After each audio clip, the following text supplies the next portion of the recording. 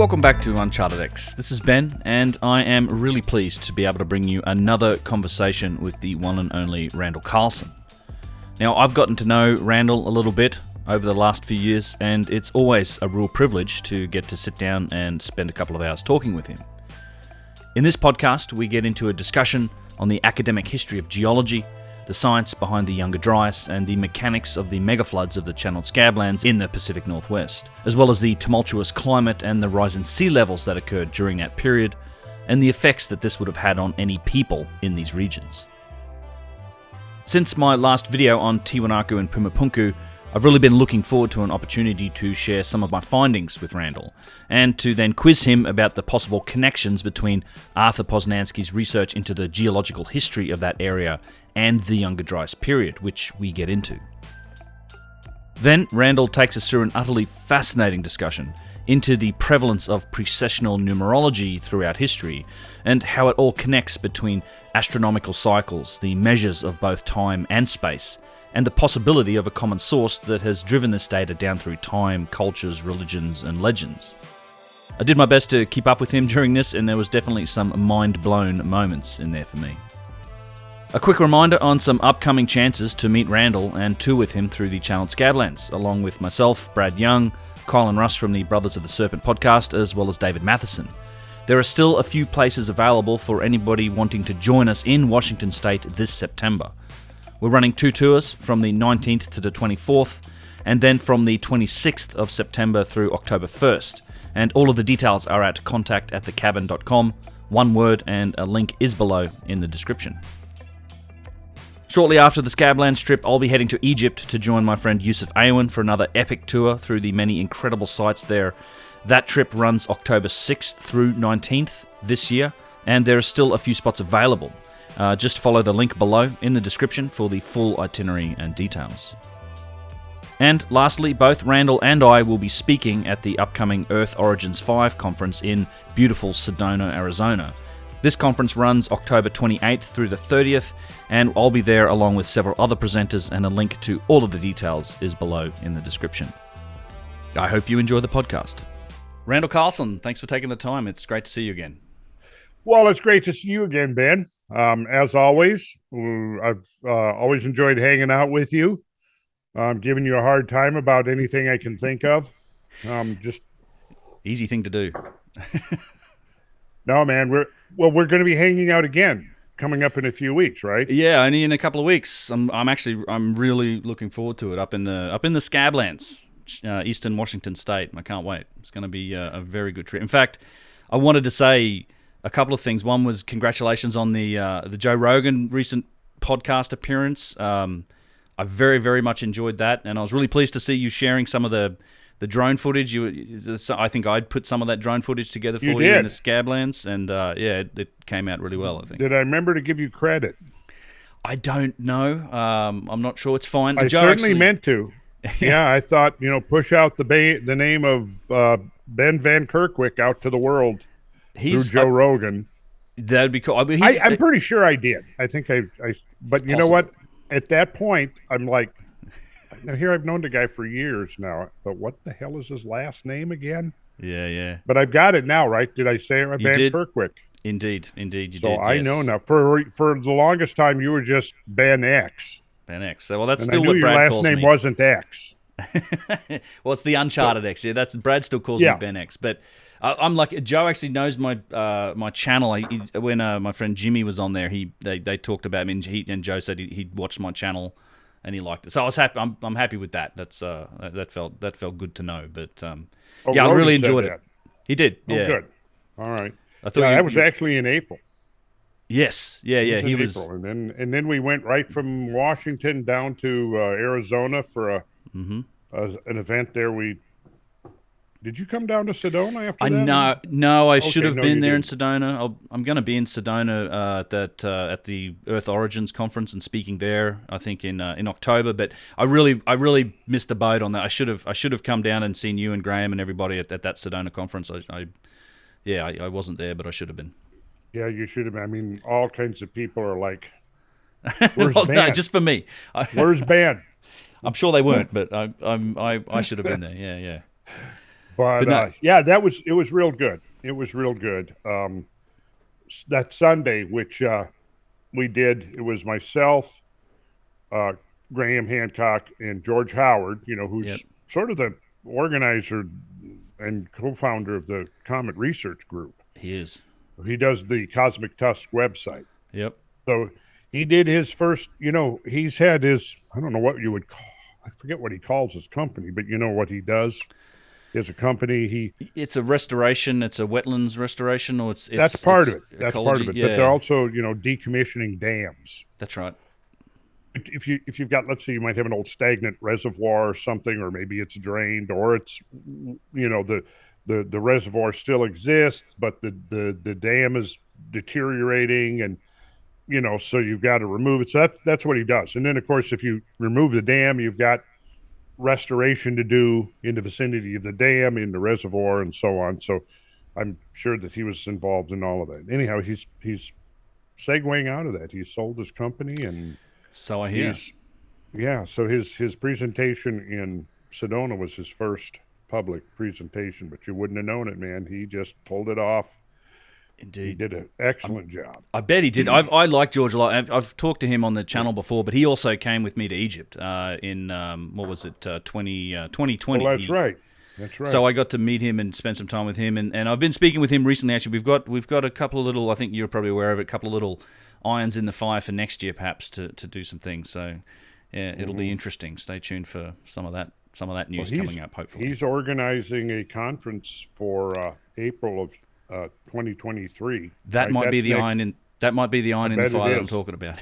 Yeah, I bet it is. So that's shaping up to be interesting. Graham is going to show up for that. That's what I've heard. Yep. Yeah, and we're going to have. Jimmy will be there. He will. Yeah, I know Jimmy. I think he's agreed to come on for that.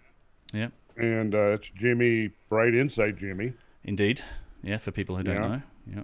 So and we'll be staging. We're setting up the ring, and Jimmy and I are going to go at it. Yeah. Jimmy will be recap structure, and I'll go, no, it's the Azores, and we'll go at it. Now,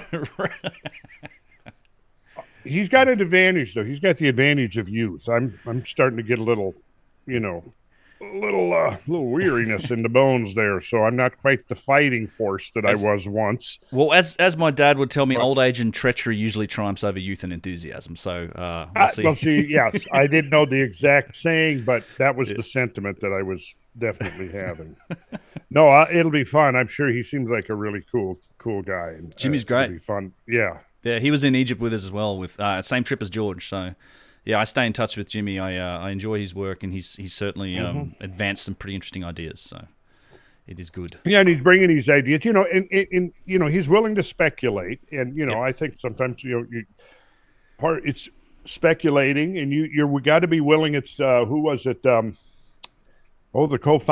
founder of geomythology, Davis, William Davis, who wrote a scientific paper because he noticed that some of his colleagues were getting too conventional and too unwilling to consider things outside of a narrow range of possibilities. And so he wrote a famous paper. I've read it and have a copy of it in my files there, entitled, this might not be exactly, but it's almost this, The Value of Outrageous Hypotheses.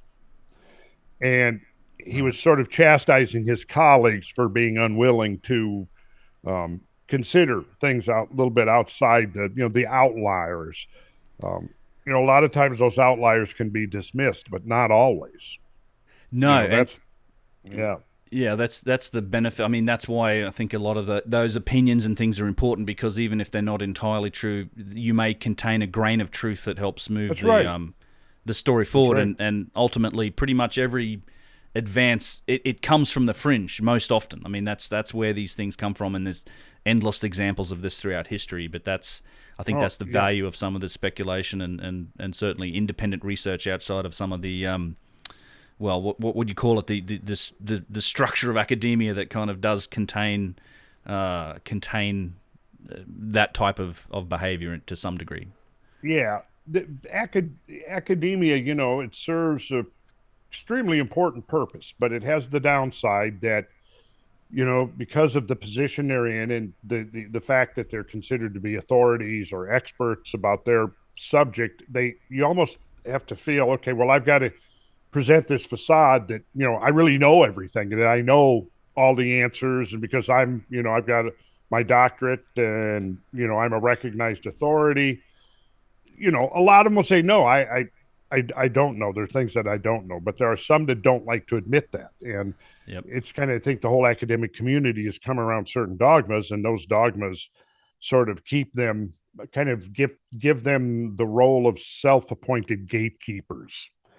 And which is not bad, because, because you do want to have some kind of gatekeeping, because otherwise the real stuff gets lost in the noise. So you do want stuff that's solid. And when you do bring in an idea that's an outlier, that's outside the mainstream sphere, you should be prepared to make a very solid case, an evidentiary case that, based on facts, based on evidence, based upon, solid reasoning. The Younger Dryas, I think, is a perfect example of that. Yeah. Now this to me was inevitable. I saw the inevitability of a cosmic impact, at least by the early to mid 90s.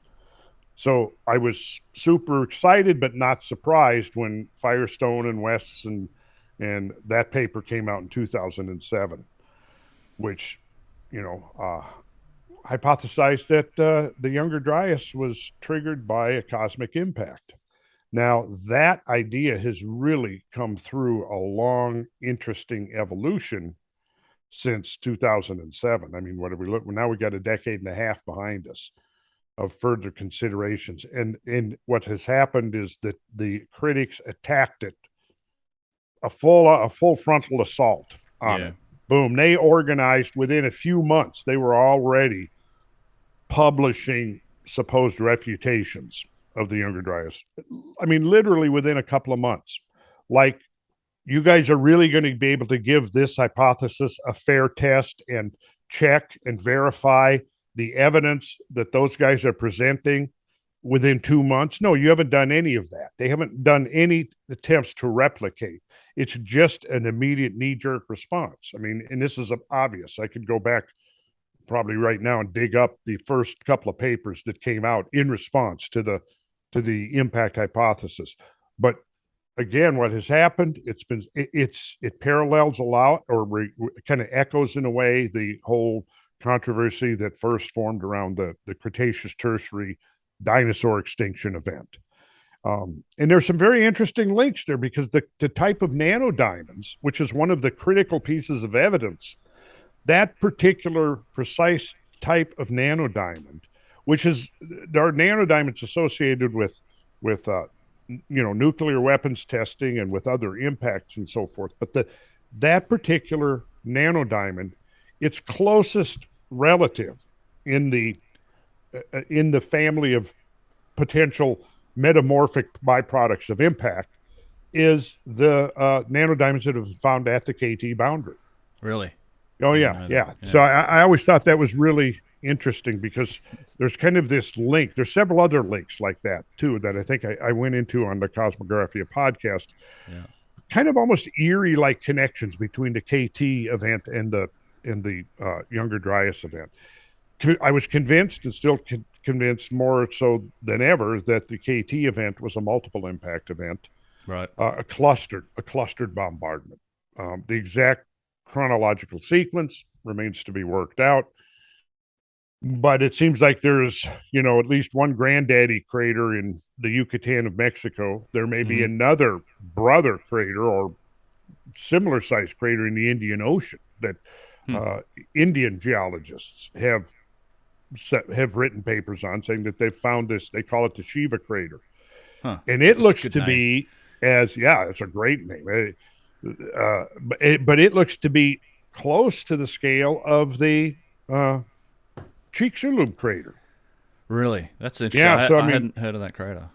Yeah, I should. I might take a minute to dig it up, but I have the research. But it's It's a crater. In fact, you could probably, I bet you somebody's got it right online if you put in Shiva crater. Yeah, well, it's followed an interesting path, hasn't it? I've been following with interest as well the whole Younger Dryas debate, and like you, I saw some of the early papers in response to it. I think one was called a Requiem for the Younger Dryas, which is kind of a ridiculous name for a supposed peer review paper. And then, as far as I could tell, they've all been sort of responded to again by the Comet Research Group, and sort of conclusively kind of shown that you guys, as you said, aren't really replicating or testing. You're kind of attacking it, and it's unfortunate in that this also gets reflected. One of the things that I often talk about when it comes to the Younger Dryas is don't believe what you read on Wikipedia, because that's I mean, Wikipedia it's a useful tool, but it has its downfalls when it comes to some of these topics, which are still relatively controversial in scientific fields. And in the case of Wikipedia, it's like one of the Younger Dryas's biggest sort of critics is the guy writing the Wikipedia page, who kind of immediately associates it with, well, this is just recycled Donnelly comet myths and things. I'm like, well, comets have played a role, evidently, like in history, and there's been tales of them, and it turns out they may be mired in some truth. But as far as the modern scientific evidence, this has now been reflected in something like 150 peer-reviewed scientific papers that is full of meticulous work that's happened since 2007. So. Yeah, it's kind of two separate discussions. We've got a lot of evidence for it. And I think, I also think that there's one of the things when you talk about mainstream academia these days, and one of the things that I find always fascinating is looking back to some of the academic scholars, researchers, and people that looked into some of these things in older times, Victorian era times, a century or so ago, that were teasing around the edges of understanding that some of this had happened. They'd seen some of the signs for it, but they didn't have a mechanism to explain it. But it's certainly, to me, in my research in places like South America, which I'd love to get into, they were a bit more open-minded about it and willing to kind of go where the evidence led, if you like. Well, a lot of the early guys who were considered the founding fathers of geology. This could be, Georges Cuvier, William Buckland, Adam Sedgwick, Roderick Murchison. There's probably 3 or 4 others of this era, which would have been from, say, the 1830s, early 19th century up to the mid 19th century, when they were mostly doing their work and making their observations. But they were looking at landscapes uncluttered by any conceptual framework.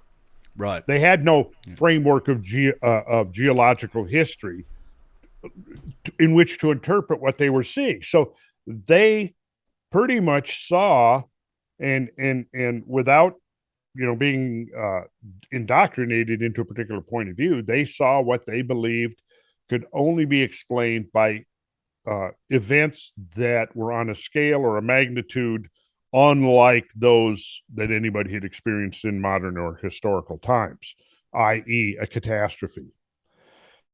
And it was, virtually all of them also saw the role of gigantic floods or a flood. And there was, of course, reference back, I think Sedgwick was a theologian, started out as a theologian, ended up as a geologist. But, some of these guys saw the connection of Noah's flood with it. And as science accreted around certain ideas that were, part of the problem is the Bible got rejected as being a source of any kind of scientifically valid information or insight, with basically the rejection of this young earth idea that comes out of the Bible, when they take it literally that the earth is only 6,000 or 7,000 years old, and they adamantly stick to that. And despite of the fact that the evidence is overwhelming on multiple fronts that completely refutes that idea and demonstrates that the earth is far, far, far older. Go take some geological courses and then get out in the field. And, when you see bedrock that is limestone, and then you see that there's sandstone on top of it, so here you went from a shallow sea to a beach.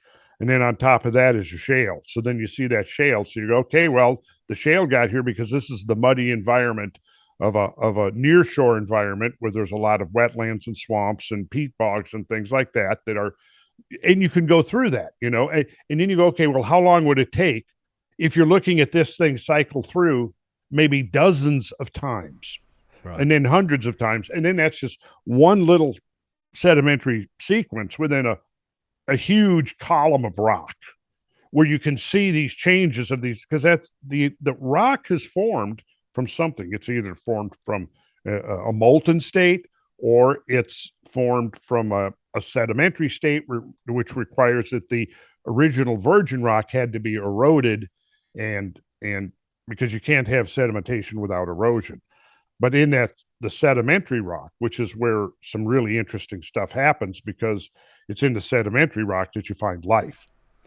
Right. You don't find life in the igneous rocks. No, it's you a little find warm. life in the sedimentary rocks. So the whole story of biological life on Earth is contained, as far as we know it, mostly is through the rocks and being preserved in the rocks.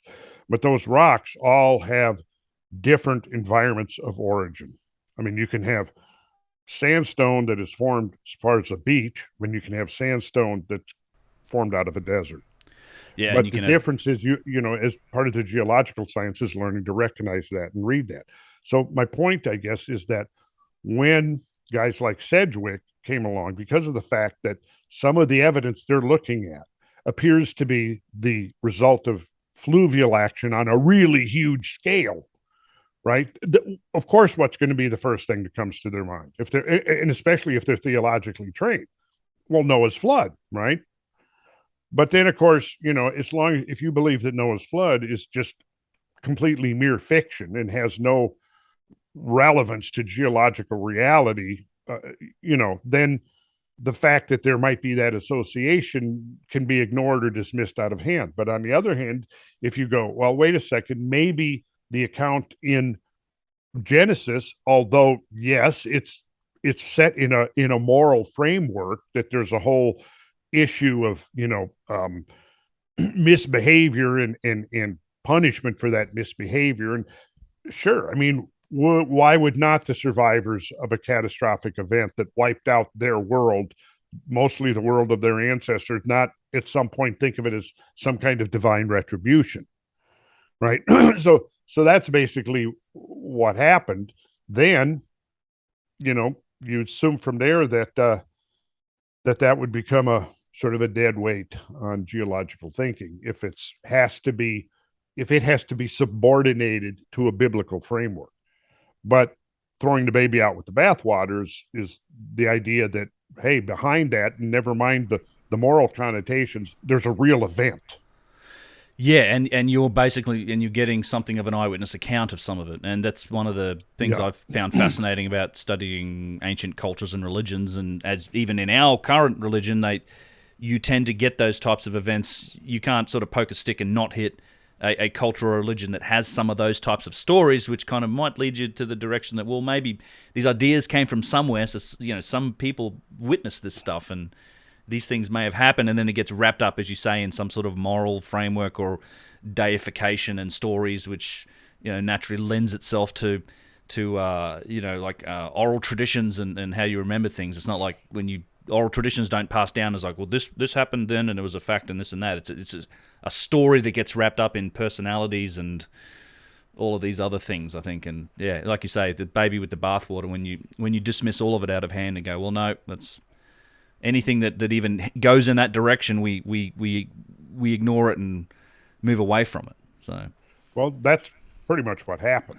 By the end of the 19th century, what you see is that when geology went from being a hobby of rich guys, nobility, who a lot of these guys came from high class backgrounds, and the theologians who were essentially they weren't farmers, but interestingly there were farmers and things that, like Sedgwick and Murchison, traveling around, would talk to local peasants and actually got some of their ideas from the peasantry, who had stories.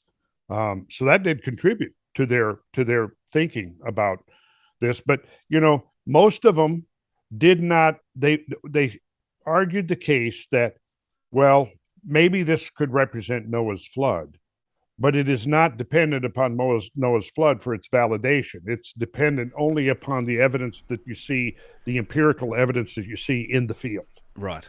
And that's really where most of them were coming from. Now, that's not to say that somebody like Sedgwick, who was a theologian, wasn't making that correlation, but he presented his arguments in his interpretation in that context, that the evidence speaks for itself. And that's kind of what, was echoed in breaths by the time you get, 3/4 of a century later, because he's saying, I don't know what the origin of the floods was, but the evidence taken in total is unambiguous. The evidence speaks for itself. There were these gigantic floods, and he speculated.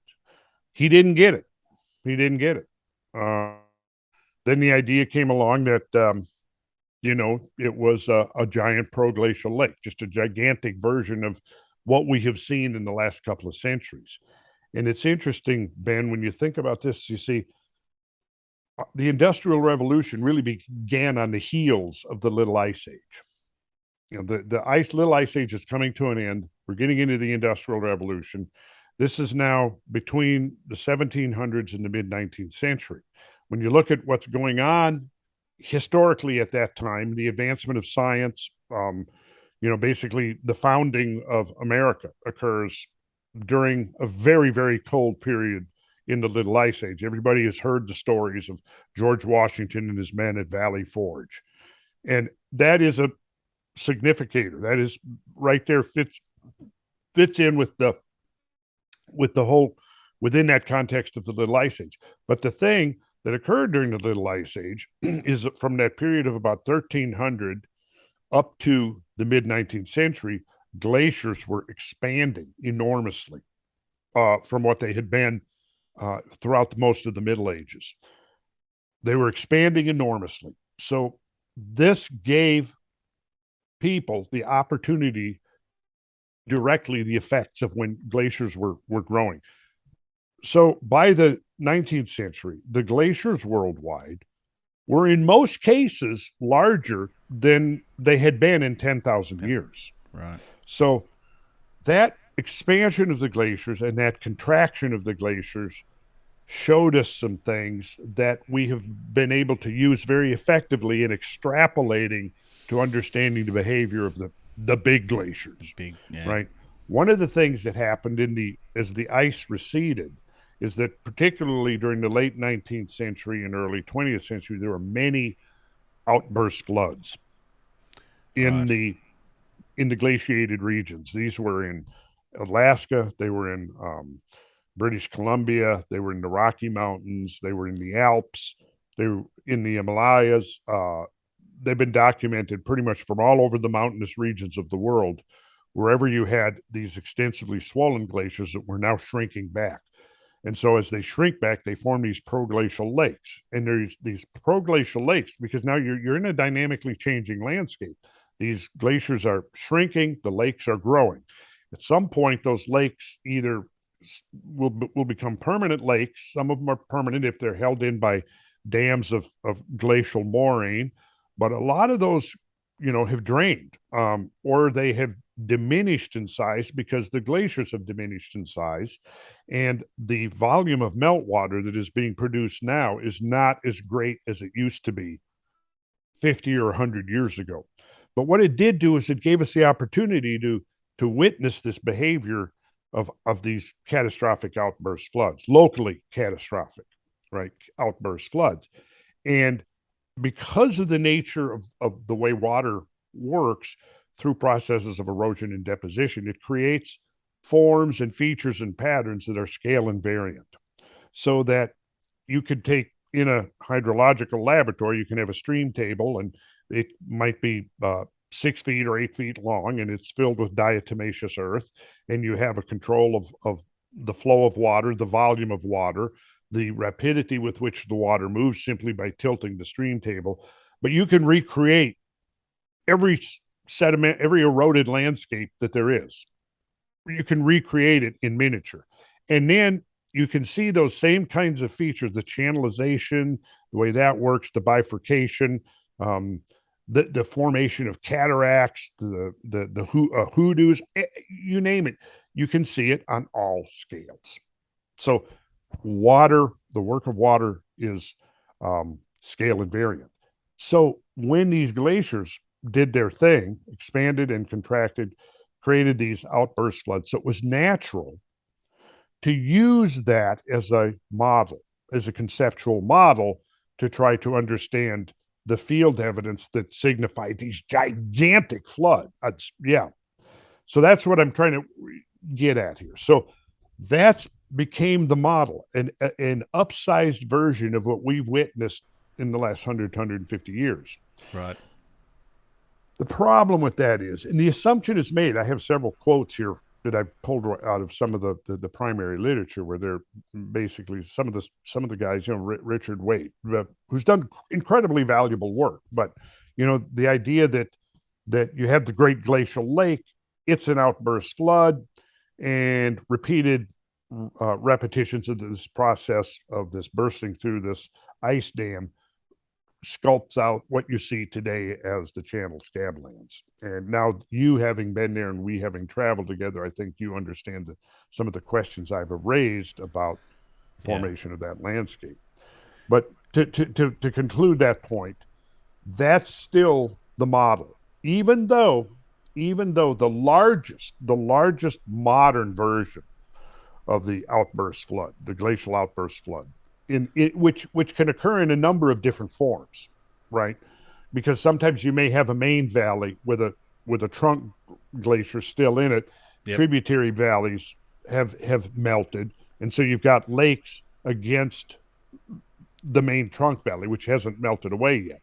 But at some point, as it shrinks, the ratio between the volume of ice and damming ice and the water will reach some critical point at which the ice fails.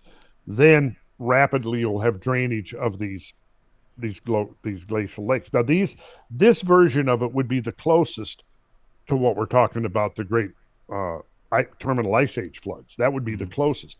But then the problem is that you have to scale. The scaling factor is the problem. Yeah. Because the largest known that we've got, that we've seen and witnessed, and whose peak discharge we've been able to measure, whose total volume we've been able to measure, they're not even 1,000th the volume of these other floods that were the ancient floods. Right. Not even 1,000th. Yeah, so, and they fail at that. They're already failing at that volume of water, right? That's what. Well, yeah. I mean, how can you just extrapolate up by something we've seen ourselves?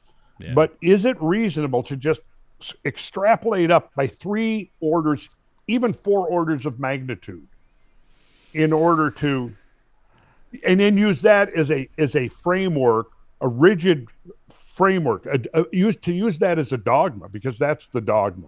Right. But in order to make it work, that process, because what has happened and what we've seen is that, there will be seasonal melting, right? Now this is going to be in a cold to temperate climate, and if you've got mountain glaciers, same thing, but there's seasonal melting. So in spring and summer, the glaciers melt, they shrink back, and there's that's usually when they flood, and then fall comes in winter, and they'll stop, and they'll grow again. So there's this seasonal oscillation. But where was I going with that? Oh, well, that reforming the ice dam, probably. Reforming the ice dam. That's it. So that's what they've done, is they've assumed that this process has been repetitive, and this has occurred as many as 90 times. Yeah, and it doesn't hold.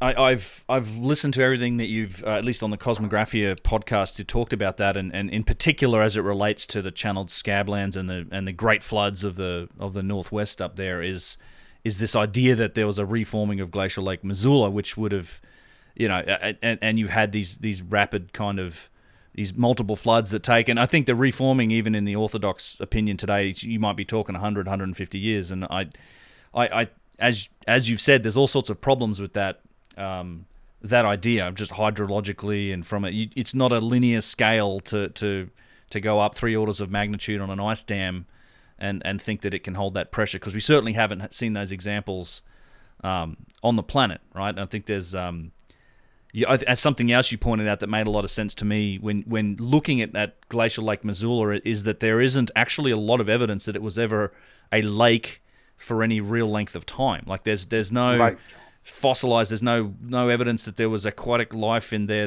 You don't get the same shorelines from gentle wave actions that you might in a regular lake. There's a lot of problems with that idea, and I think that the more it gets investigated, it seems more likely that this may have been less, and I think this is what you've said, right, that it's less a recurring kind of a glacial lake than it is something of a temporary holding pond that was all part of one or a couple of significantly larger events, and that was the major outflow from the ice. I think that we have to, marine geology has shown the existence of two well-documented meltwater pulses. Right. One of a meltwater pulse 1A is usually dated at 14,600 years ago, and then meltwater pulse 1B is generally dated to 11,600 or 11,700 years ago. Mm-hmm. So it doesn't exactly bracket the Younger Dryas.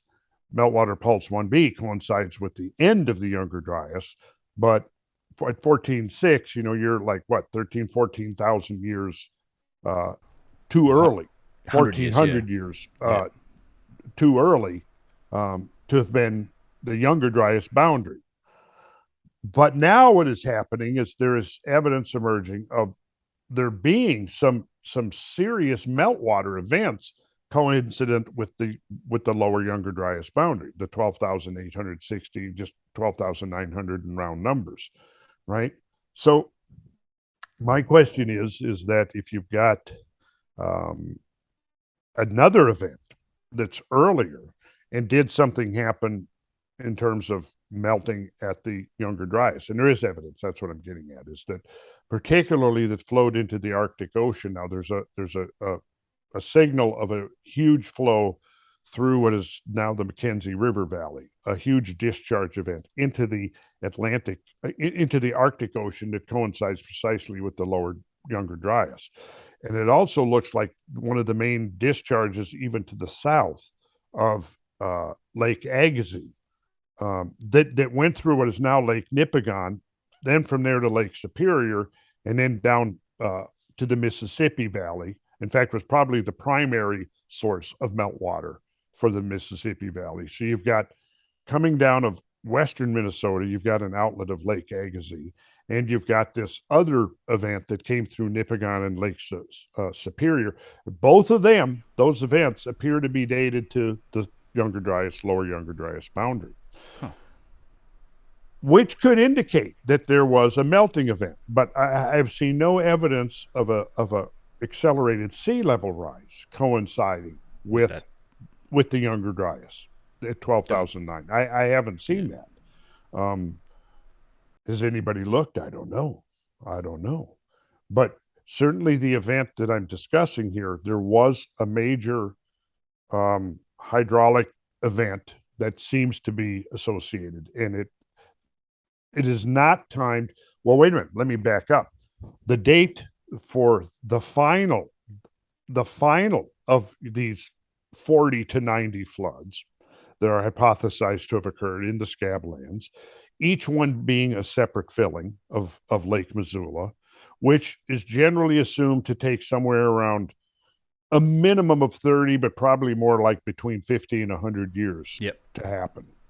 So if you've got 90, you do the math. So if I go, let's take the mean of that of 75 years times 90, then that's 6,000 years. But I don't think the spread of dates is not anywhere near that.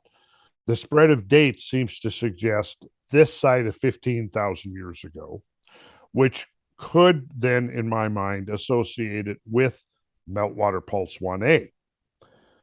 But there's more work that needs to be done. Is it? Maybe it could be, but is there a correlation with any sea level rise events with the Younger Dryas? that would be the question I would like to see explored further.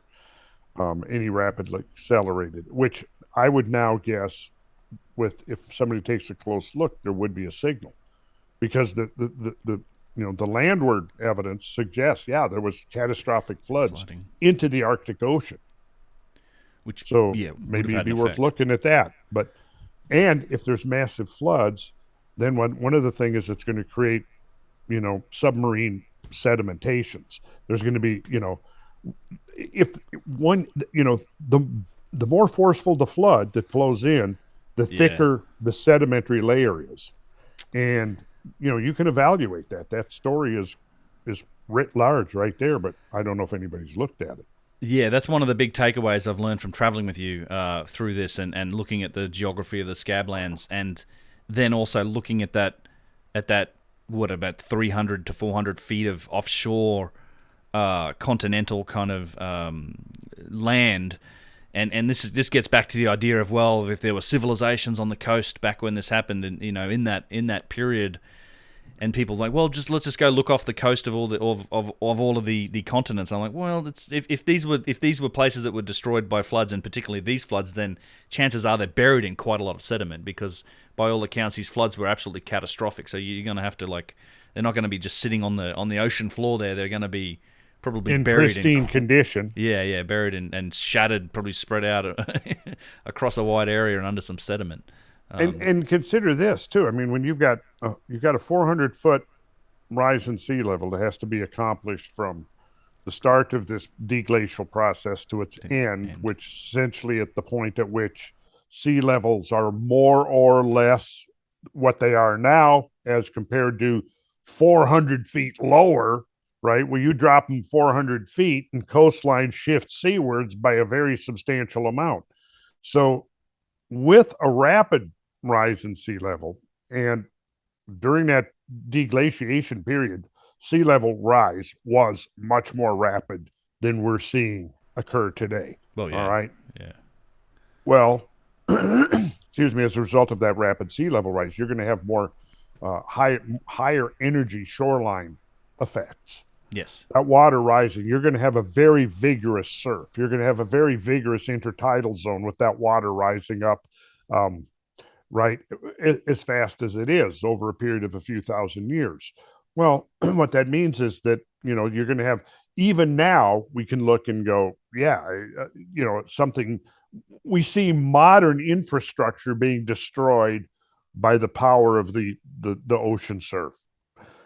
And now you go back to whatever infrastructure may have existed on coastlines, I'll say it, in antediluvian times, which we can now basically reinterpret as meaning in before the deglacial sequence occurred. That's the antediluvian times. So whatever that infrastructure might be, which may be more vulnerable than, cast steel reinforced concrete, what's going to remain of that once sea level has energetically risen and washed it over? And then within that, you've also got to factor in that these are very climatically unstable times. Right. One of the expressions of climatically unstable times is a lot of which brings in surges and localized flooding. Localized flooding. And it's going to be coming from both directions. It's going to be major floods coming down river valleys. At the same time, the sea level is rapidly rising. And so it's going to be a time when, most human habitations that aren't based upon megalithic stonework or monumental concrete, steel reinforced concrete, they aren't going to exist. Timber structures, no, they're, timber structures, which we could maybe surmise realistically that people could have built quite magnificent timber structures 15,000 years ago. They did have axes, right? They did.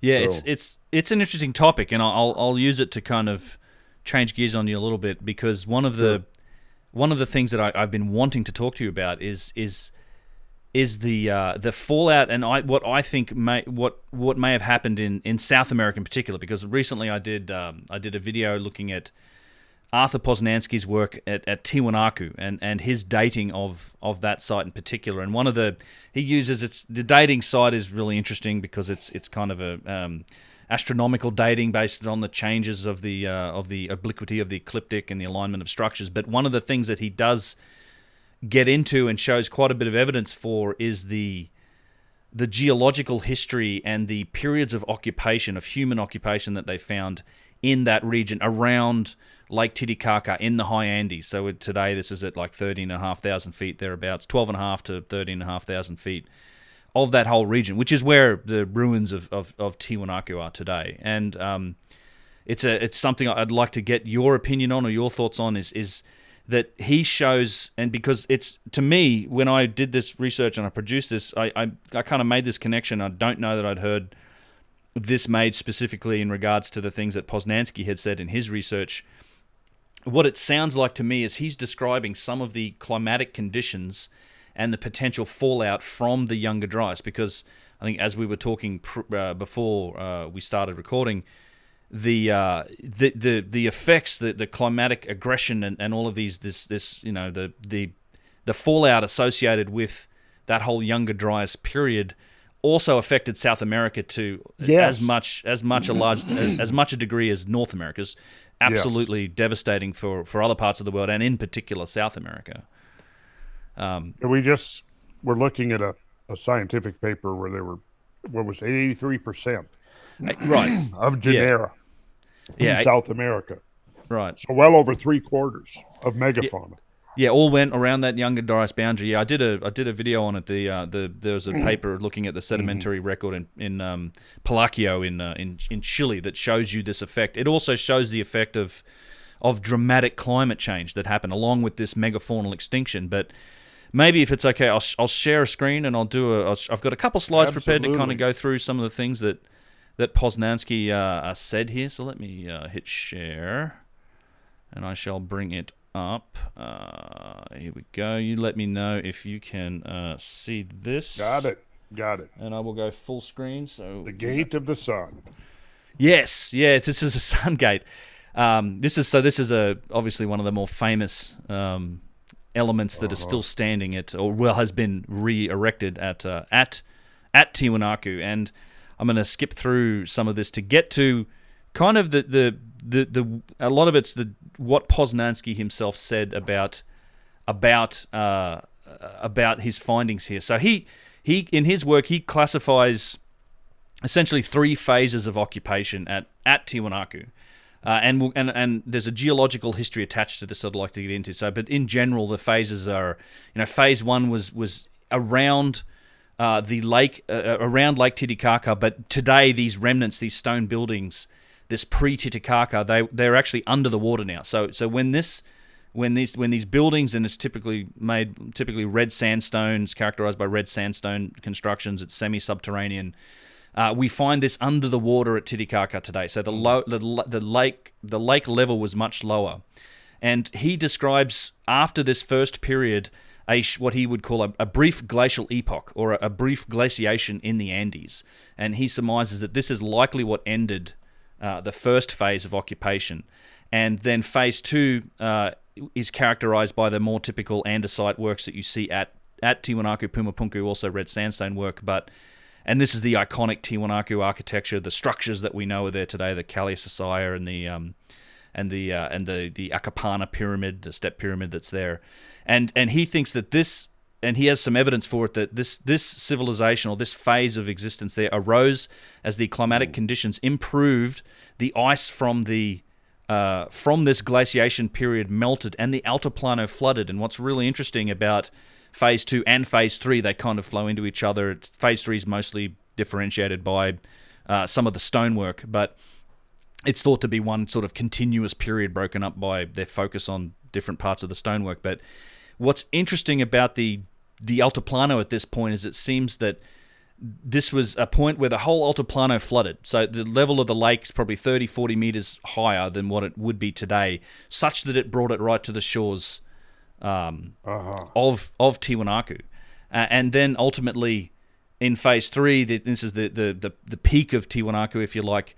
this was ended by what he would call climatic aggression and also evidence for further flooding. And this ultimately forced the exile of the Tiwanaku culture, who then went out and spread out into both South and North America. And he has a whole section looking at the kind of the cultural indicators and the connections with other cultures like the Chavan culture that he get into. But what Posnansky wrote about this and what I want to get into is some of the evidence for these floodings, and in particular the strand lines, that I think also the glaciation period. And I'd like to get your opinion at the end of it on how this may relate back to timelines of the Younger Dryas, because as we know, the orthodox dating for Tiwanaku is 1100 AD. That's more or less where they say this culture started and then it went away a few hundred years later. But Posnansky was very different in his approach. He thinks it's vastly more ancient than that, and in fact his astronomical dating also backs that idea up, and it's been confirmed by modern astronomers and modern researchers in recent times, such that the origin point for this may go back as far as 15,000 years. And what's interesting, and that's a whole other topic, maybe we can get into another time. I do cover it in the video in some depth.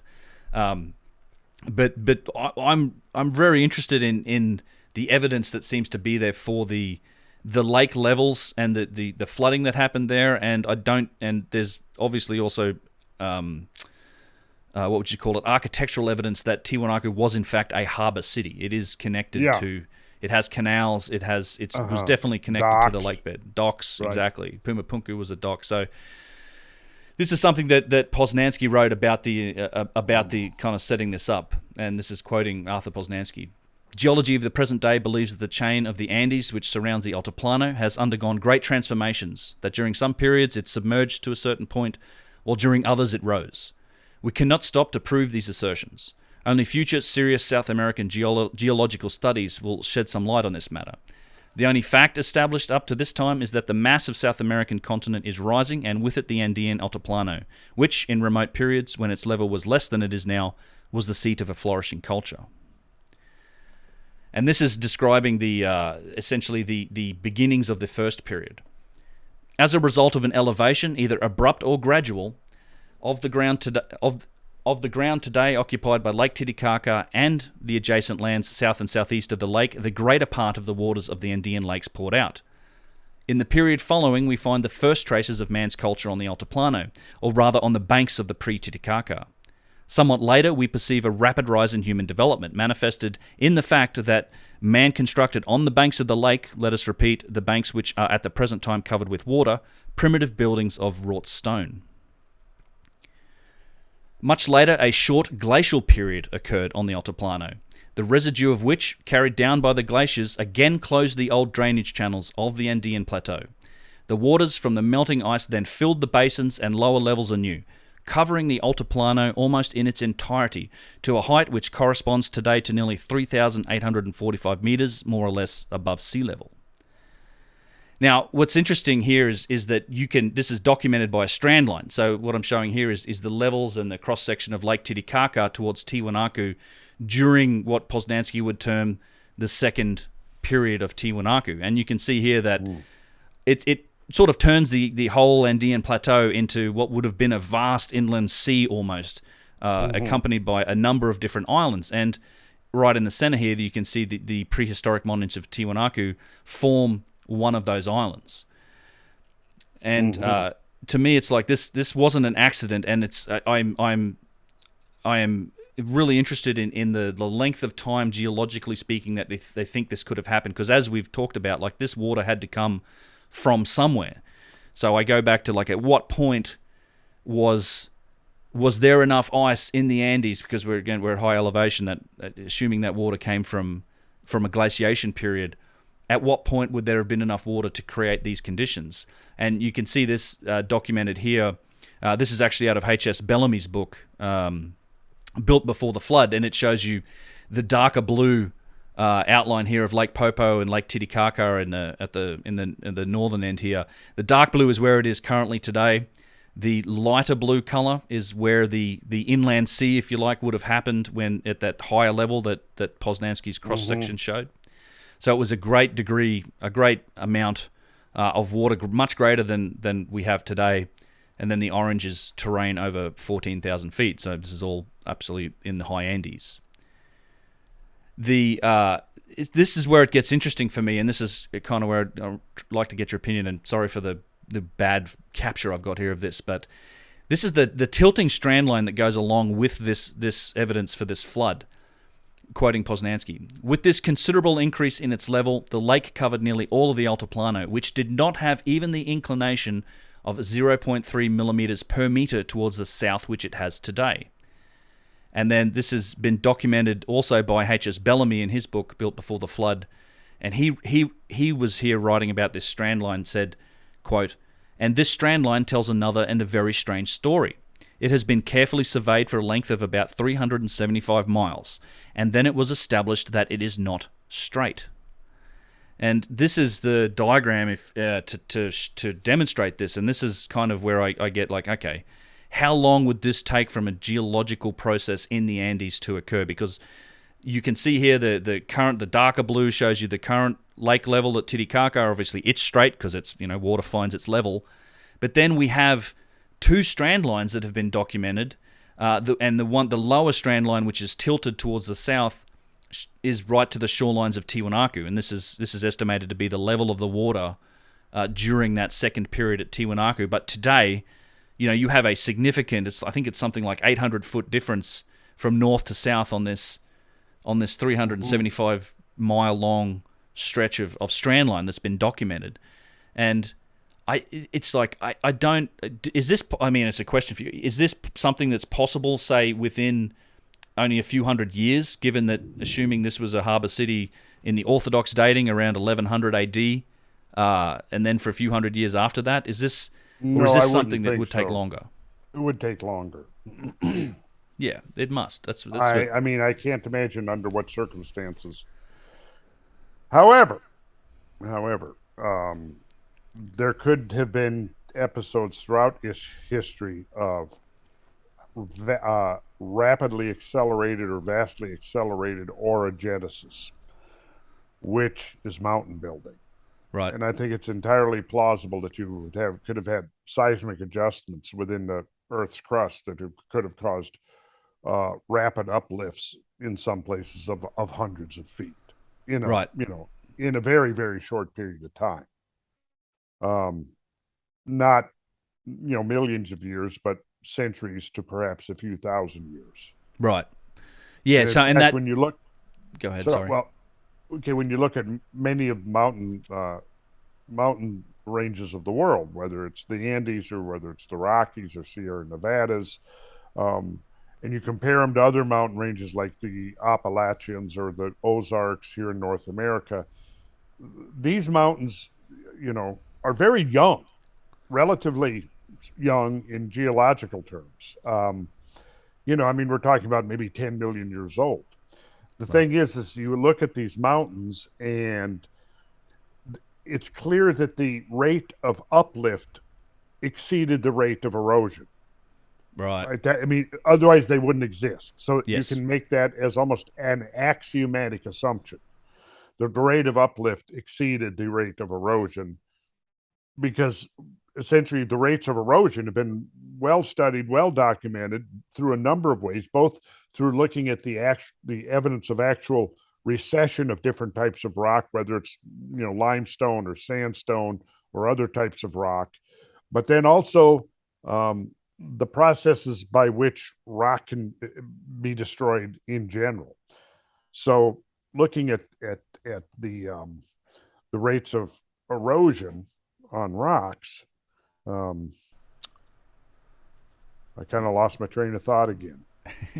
The uplift is more significant. It's much faster than erosion, right? That's my point. Faster. Is that the uplift is okay? So here the point is this: is that we can safely assume that the uplift rate is going to be faster than the erosion rate, because it's the erosion that's destroying the rocks, turning them, disaggregating sandstone, limestone generally erodes by as much by solution as actual corrosion type of, and sandstone, the same thing. You don't have so much chemical erosion of sandstones because they're mostly quartzites.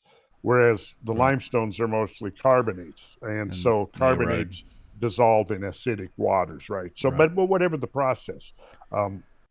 So what we got here is that it looks like the Andes have probably undergone a period of rapidly accelerated uplift. But now, potentially thousands of years. Days, thousands of years? That I don't know. Okay. Yeah. What's crazy to me about this slide too is it seems to show, and I don't have much more other sources for this second strand line, the higher strand line that's shown here, but apparently there is also a higher strand line that's hundreds of feet higher. Now, this to me, and the interesting thing is it seems to have the same inclination as the lower strand line, which I think must be associated with Tiwanaku, but I can't imagine that there was any flood to that, like hundreds of feet higher in the Andes during that period, that would even leave any remnants left for us to see today. But I'd love to. It's a project I've got is to try and find out some more documentation about this higher strand line, because that's a big water level. Yeah, let's think about this for a minute. I have not studied this area, so all I can do is speculate. But if I had some topographic maps that I could look at, and I had, like, let's say, a survey of glacial deposits during the late glacial maximum, which in South America was roughly pretty close to the correlated with the late glacial maximum in North America. Yep. Where the area of the area of occupation was, obviously, while that occupation was there, it was not buried under glaciers. Right. So can we get dates of the glaciers? Was that area glaciated and then deglaciated, followed by cultural occupation? That's interesting, Or was it not glaciated? And if not, what was the exact configuration of the glaciers? Because the first thing that comes to my mind is that most of the Altiplano would have been glaciated. So when you have the melting, if you've got it's pretty level there, right? So it basically the melting of the glaciers flooded the Altiplano, and then because of the release of weight, you have uplift. You have isostatic uplift, and as it's uplifting, typically it's going to uplift more where you've got the heaviest depression. But I'm wondering if this is just a change in water level that you see here, or is it also a change in the level of the water along with tectonic uplift? So in other words, this is uplifted, and so the shoreline is actually lifted higher than the actual water level above sea level. Right. At the time, right. I don't know. It's interesting. So the lower strand line definitely runs right through at the shores of Tiwanaku. Yeah. And it was a harbor city at this point. So that seems to have been the level of the lake when those people were there. So what's interesting, this is just an idea that's come to my head, is perhaps that during the glacial maximum, the higher strand line may have been the result of that initial melting, because one thing Posnansky does describe is that when that first period came, was discovered, those ruins are under the current level of Lake Titicaca. So there was an initial, glacial maximum, you have that initial melting, and for some reason the waters of Lake Titicaca drain down to a low level where it's salty, and then he describes a period of brief glaciation after that then when that melted, that then rose up and gave us that lower strand line. It also diluted the waters of the lake such that it was brackish because there was an injection of fresh water. So this may be the result of two periods of glaciation, the high strand line being the glacial maximum conditions. But then, see, and this is where the younger Dryas to me comes in, is like one of the effects was this deep cold period that was a result of that initial,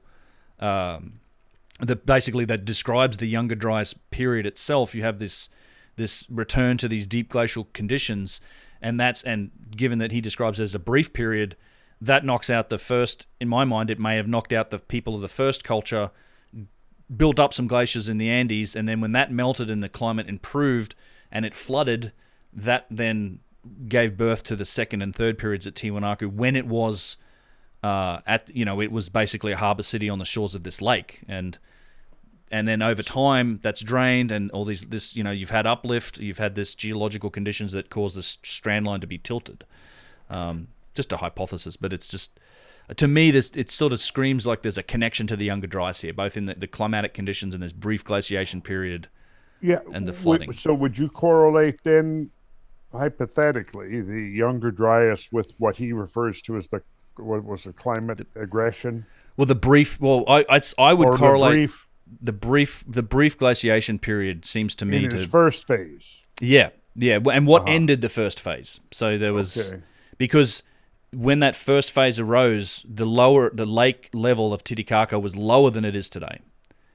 So if the sequence of climatic changes in this area paralleled those in North America, basically what you had was a couple of millennia of climatic amelioration that preceded the Younger Dryas.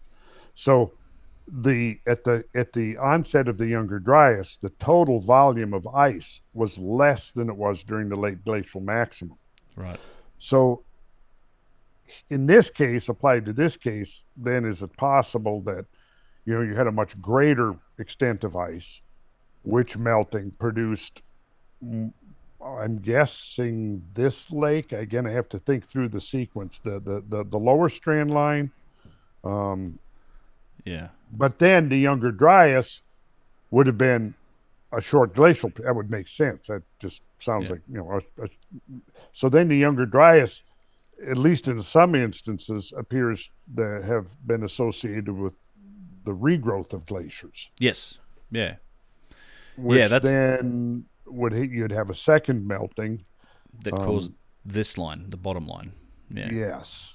Yeah, and I think that's to me there was when I was doing this research, I didn't intend it to happen, but it just sort of jumped out of the page at me. I'm like, this what he's describing seems to have a correlation to some of the effects that I've heard described by the Younger Dryas, and certainly the other thing that sticks out in my mind is like with rapid uplift. I mean, I just don't know, given that Tiwanaku, if we can assume that this lower strand line was level when Tiwanaku was at its peak, and that's, I mean, you're only talking like 700-800 years ago or less, in fact, in the orthodox dating, and I'm just skeptical that this degree of strand line tilt could occur within that short period of time.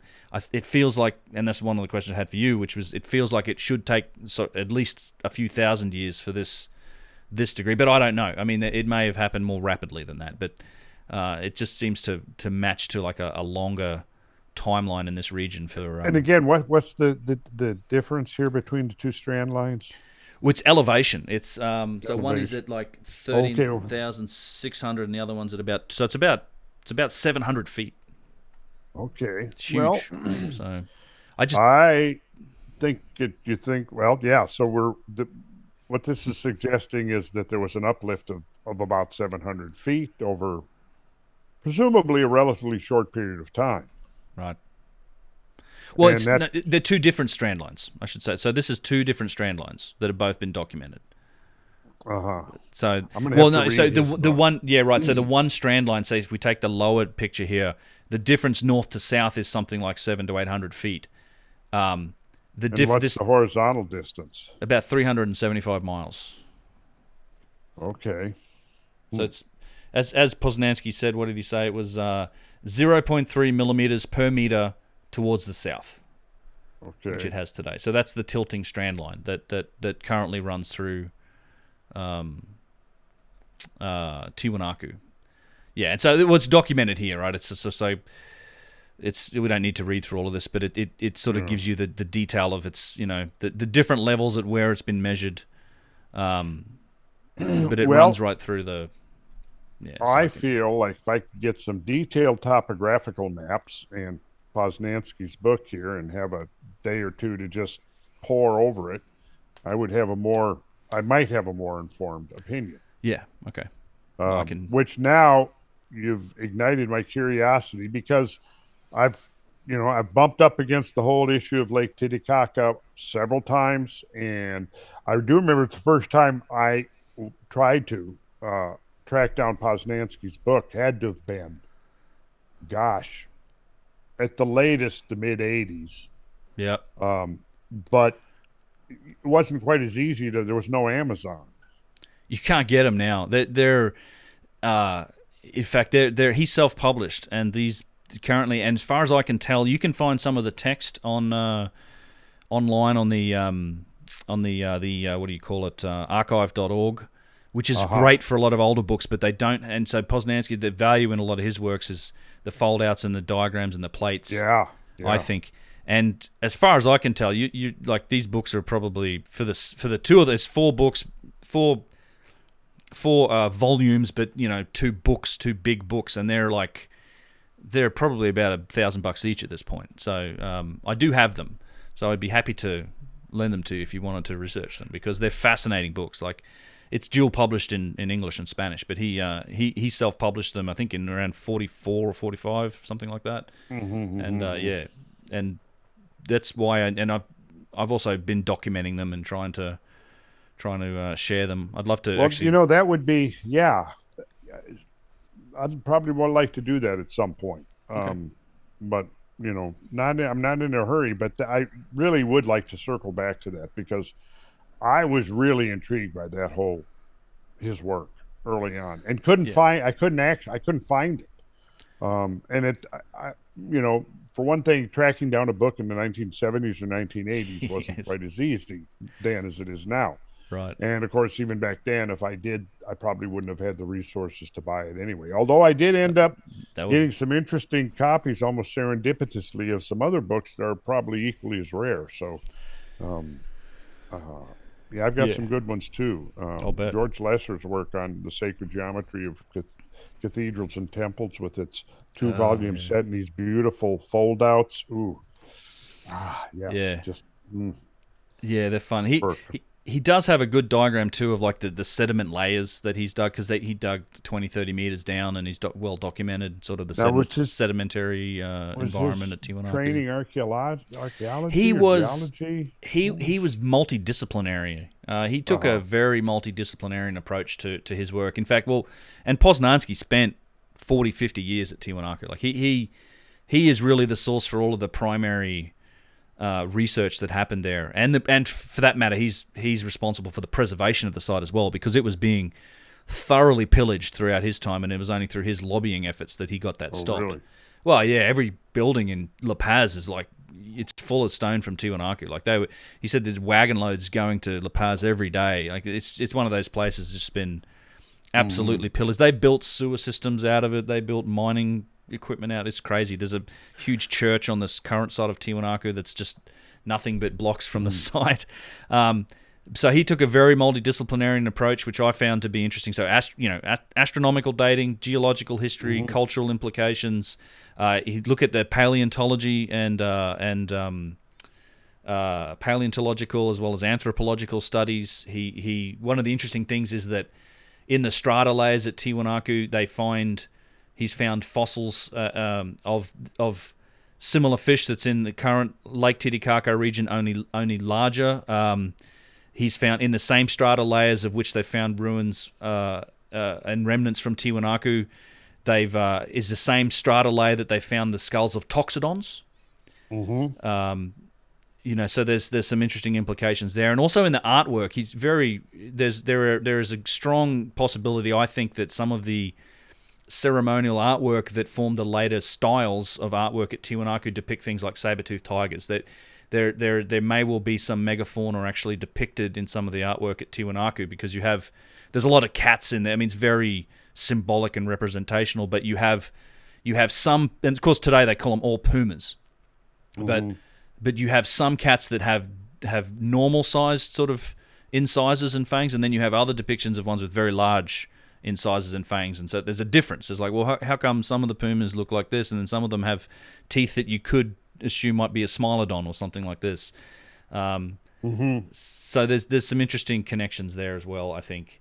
But he took a disciplinary, and the funny thing to me is that also that the mainstream dismissal of Posnansky is based on literally a handful of carbon dating remains that date it to around this 1100 period, and they've actually found carbon dating remains that go back as like 2,000 years before that to like 1500 BCE, and they just dismiss that as being kind of out of scope. It's like an errant result. We don't trust it, and that's the whole basis of how they've dismissed the work of Posnansky, even though, you know, his astronomical alignment work's been verified and backed up by modern astronomy using the astronomical almanac, because we have better data. We got computer models, and we have better data now about the specifics of the alignments. And so what he did was he aligned.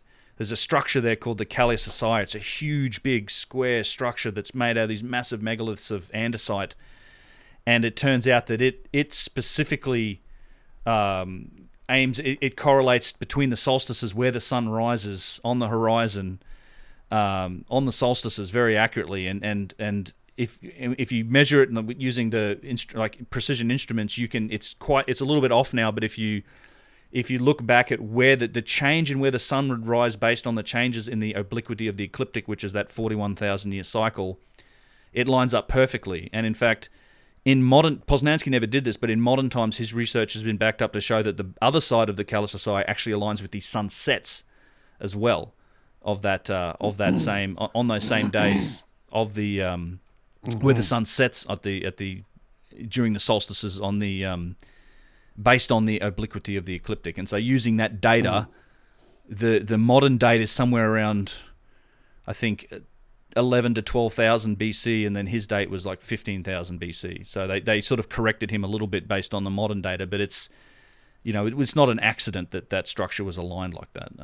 Anyway, so it's just, but I was more interested in the geological evidence for it today. Yeah, but it always strikes me, why should we be surprised at all that the culture of Tiwanaku was practicing exactly the same kind of archaeoastronomy as cultures all over the ancient world were doing, building their sacred spaces, whether, villages or temples or whole urban complexes, orienting them towards the movements of the heavens, and most particularly the solstices and equinoxes. Yes. I mean, you don't have to do that, even a settled, sedentary subsistence culture or primitive farming culture would not need that for any rational reason. It had to do with their day-to-day survival or even season-to-season survival. And yet they're doing this all over the world. They're aligning things and creating the infrastructure of the social infrastructure to reflect the movements of the heavens, which on a scale that would not be necessary for their day-to-day or year-to-year survival, but they did that all over the ancient world. And it seems to me also that a lot of even the stones, the further back you go, the stone circles, the megalithic stuff, all of that tends to have alignment.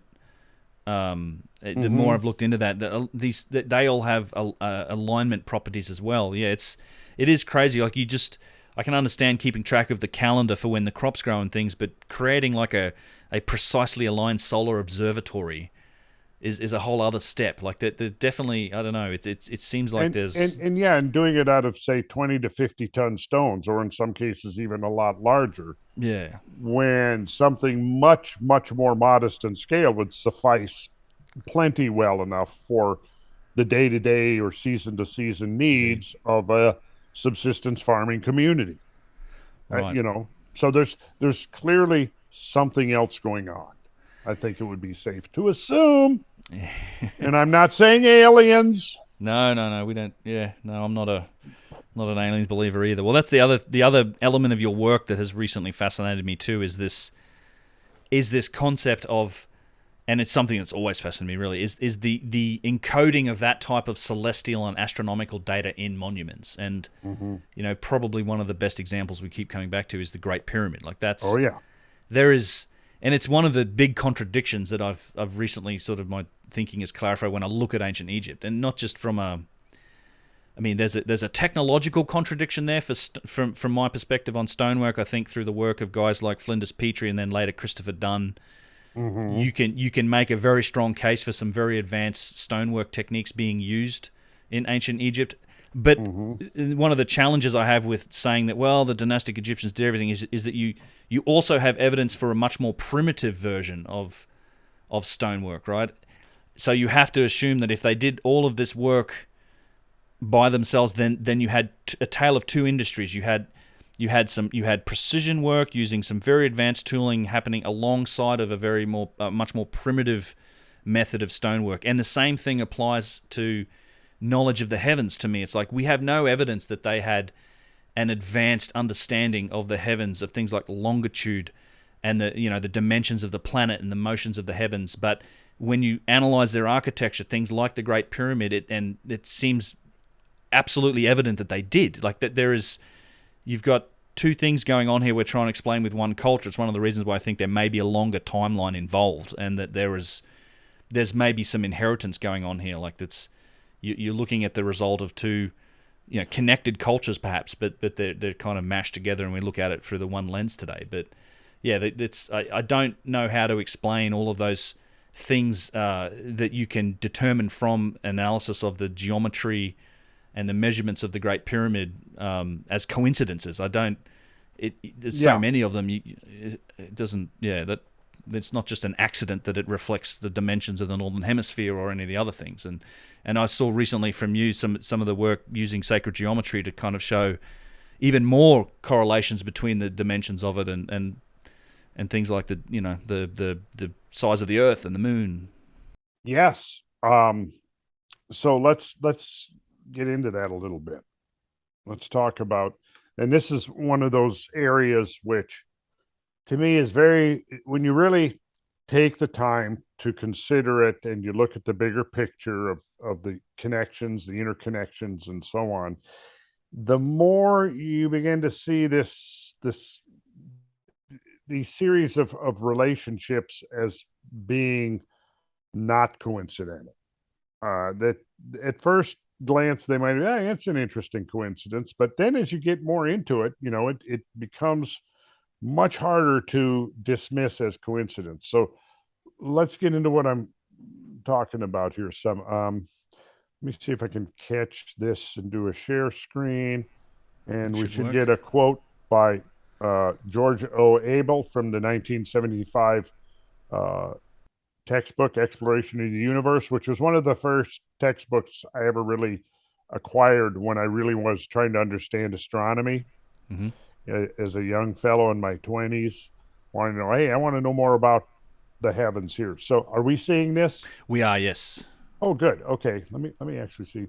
Now, when I switched from edit mode to presentation mode, did it go? It did, yes. You got the presentation excellent. mode now. Okay. Yeah. I now understand the function of the OBS software, where it allows you to see what everybody I see, because when you do Zoom, I can't see what you're seeing. Right. Yeah. Have you noticed that? I guess I use OBS to record here as well. So I use OBS all the time. So yeah. So when you do studio mode, yep. I just learned this. When you use studio mode, then you can actually see both. Yep. What you're seeing and what the viewer is seeing. So, anyways, the angle through which the equinoxes move each year, the annual precession, is 1/26,000th of 360 degrees, or about 50 seconds. 50 seconds of arc. Each year, as the sun completes its eastward revolution about the sky with respect to, say, the vernal equinox, that equinox has moved westward to meet the sun about 50 degrees. Okay, so I'm going to do this. I'm going to stop to share for a second, and let's see if I can do this. Yeah, you can see that pretty clear, can't you? Yep, sure can. Okay, good. So he says 1/26,000th, but if you round it off to 50 arc seconds per year, okay, then how much is that actually moving? If you're out there watching the vernal equinox against the backdrop of the unmoving, the fixed backdrop of stars, you're watching that vernal equinox, the point at which the sun is exactly poised between day and night, when day and night are of equal length, which a lot of people think, okay, today is the day of the equinox. Well, equinox is not a day. It's a moment. It's not an hour. It's not a minute. It's a moment.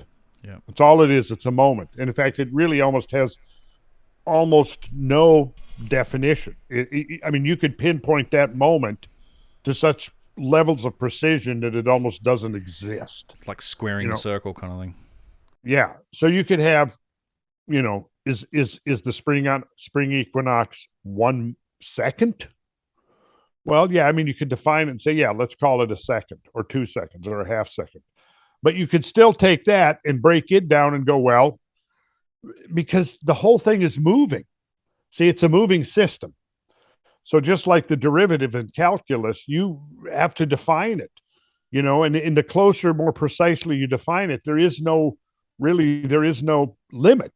That's it. You don't reach that limit. So what we have to do when we start thinking about precession in some kind of a more comprehensive terms is we have to think of it in greater precision than, it's March 21st or 22nd. And then you think, well, it's a day.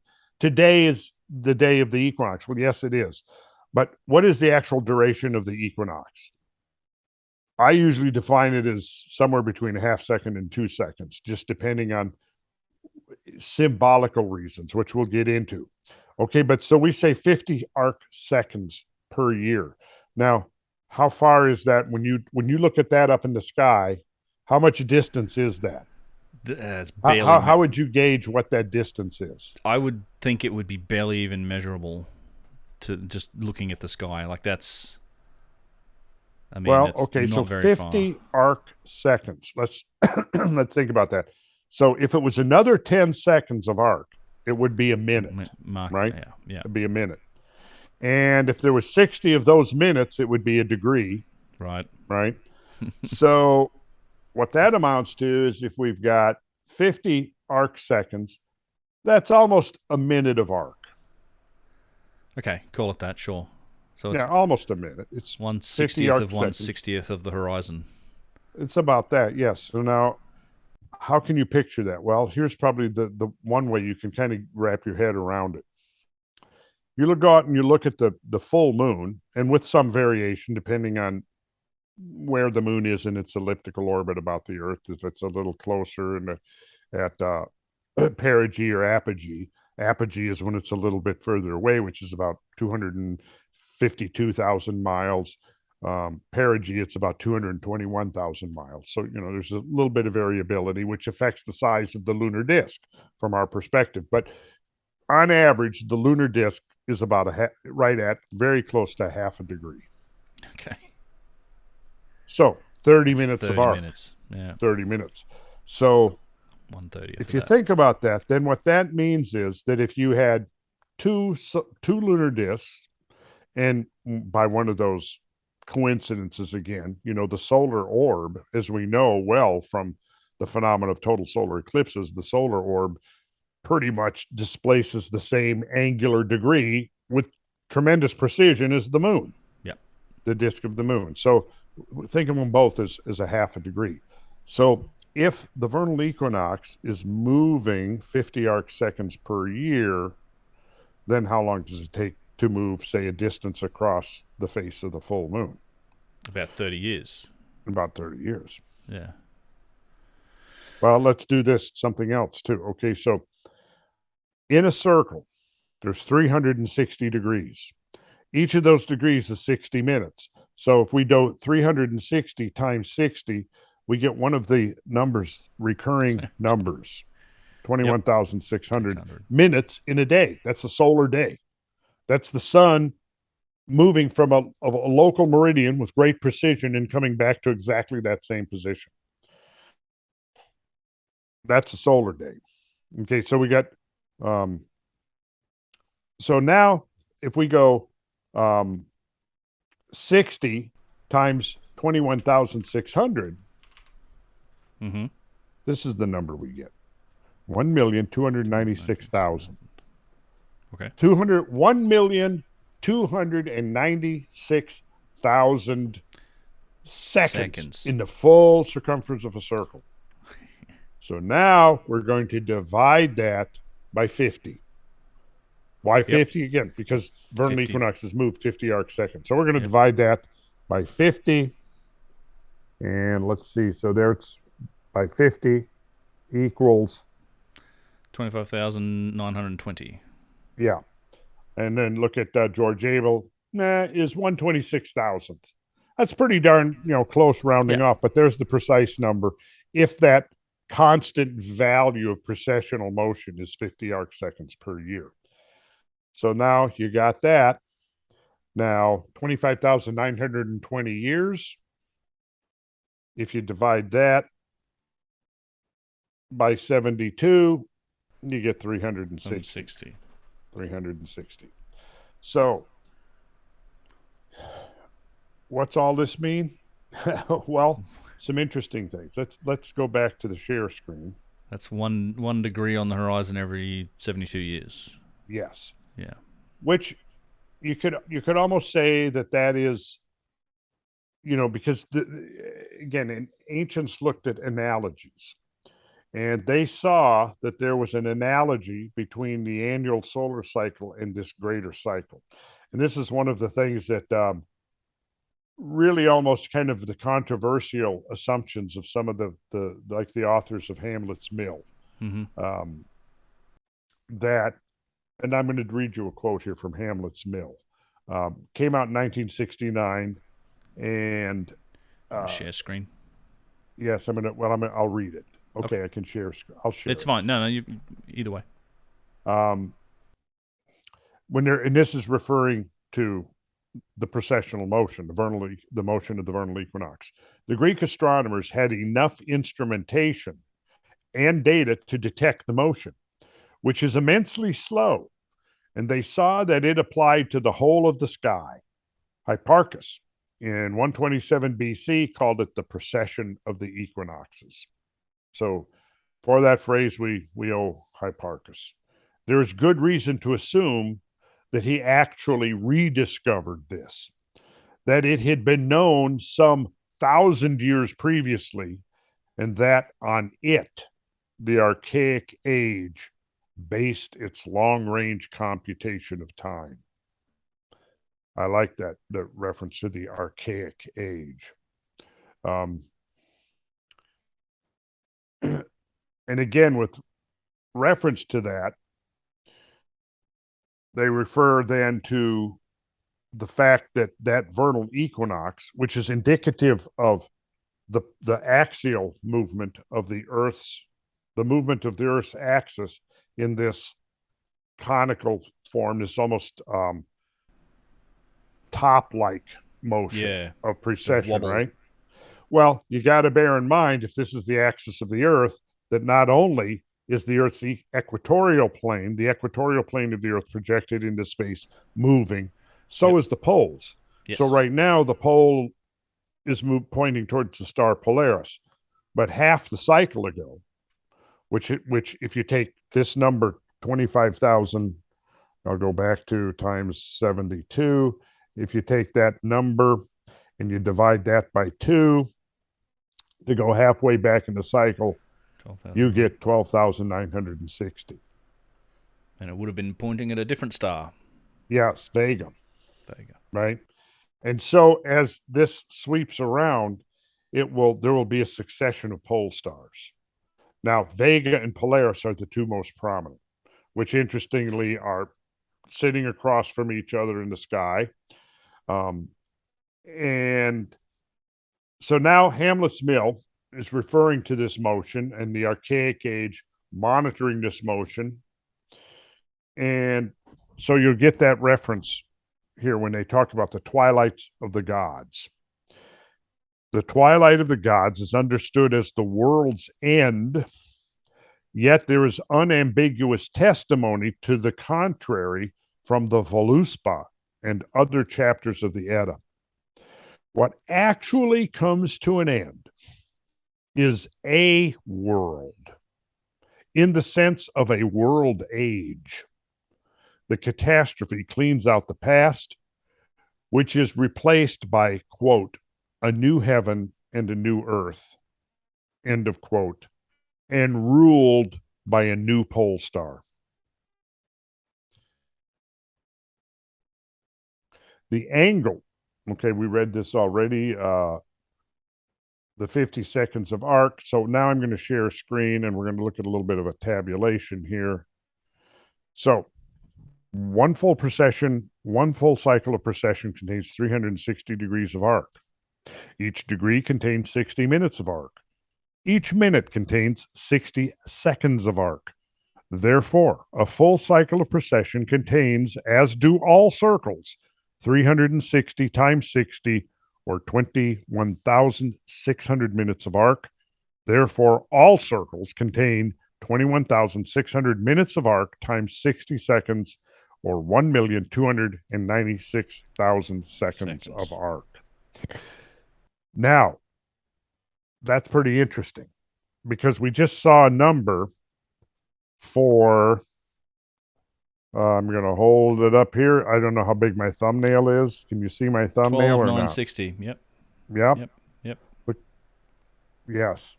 So on the one hand, we have that number, 1296, representing a measure of time.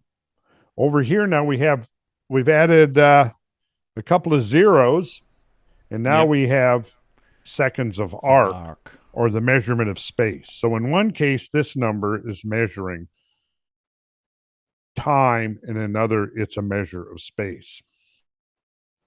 So, since Earth's axial precession shifts at a rate of 50 arc seconds per year, and since there are a total of 1,296,000 seconds of arc in a full cycle, it follows that a full precessional cycle takes 1,296,000 divided by 50 years to complete, or 25,920 years. And we are not going to talk about the cosmic vesica today. But then when we take the full cycle and we array it like this, and we set our present where the vernal equinox is on the cusp of the constellation of Pisces and Aquarius, and we set that as our 0 point, and this could be a few centuries in the past or a few centuries in the future, right? Our 0 point, we're not designating this 0 point with a single year precision. We're because where exactly is that point? Well, right. We don't know.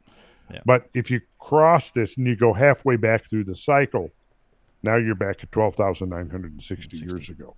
Mm-hmm. And you can see that that's occurring right on the cusp of Virgo Leo, right? Now, Leo, and these are, of course, idealized numbers, because you got to remember that the 12 zodiacal months of the year are based upon measuring equal size 30-degree arcs starting from the vernal equinox, right?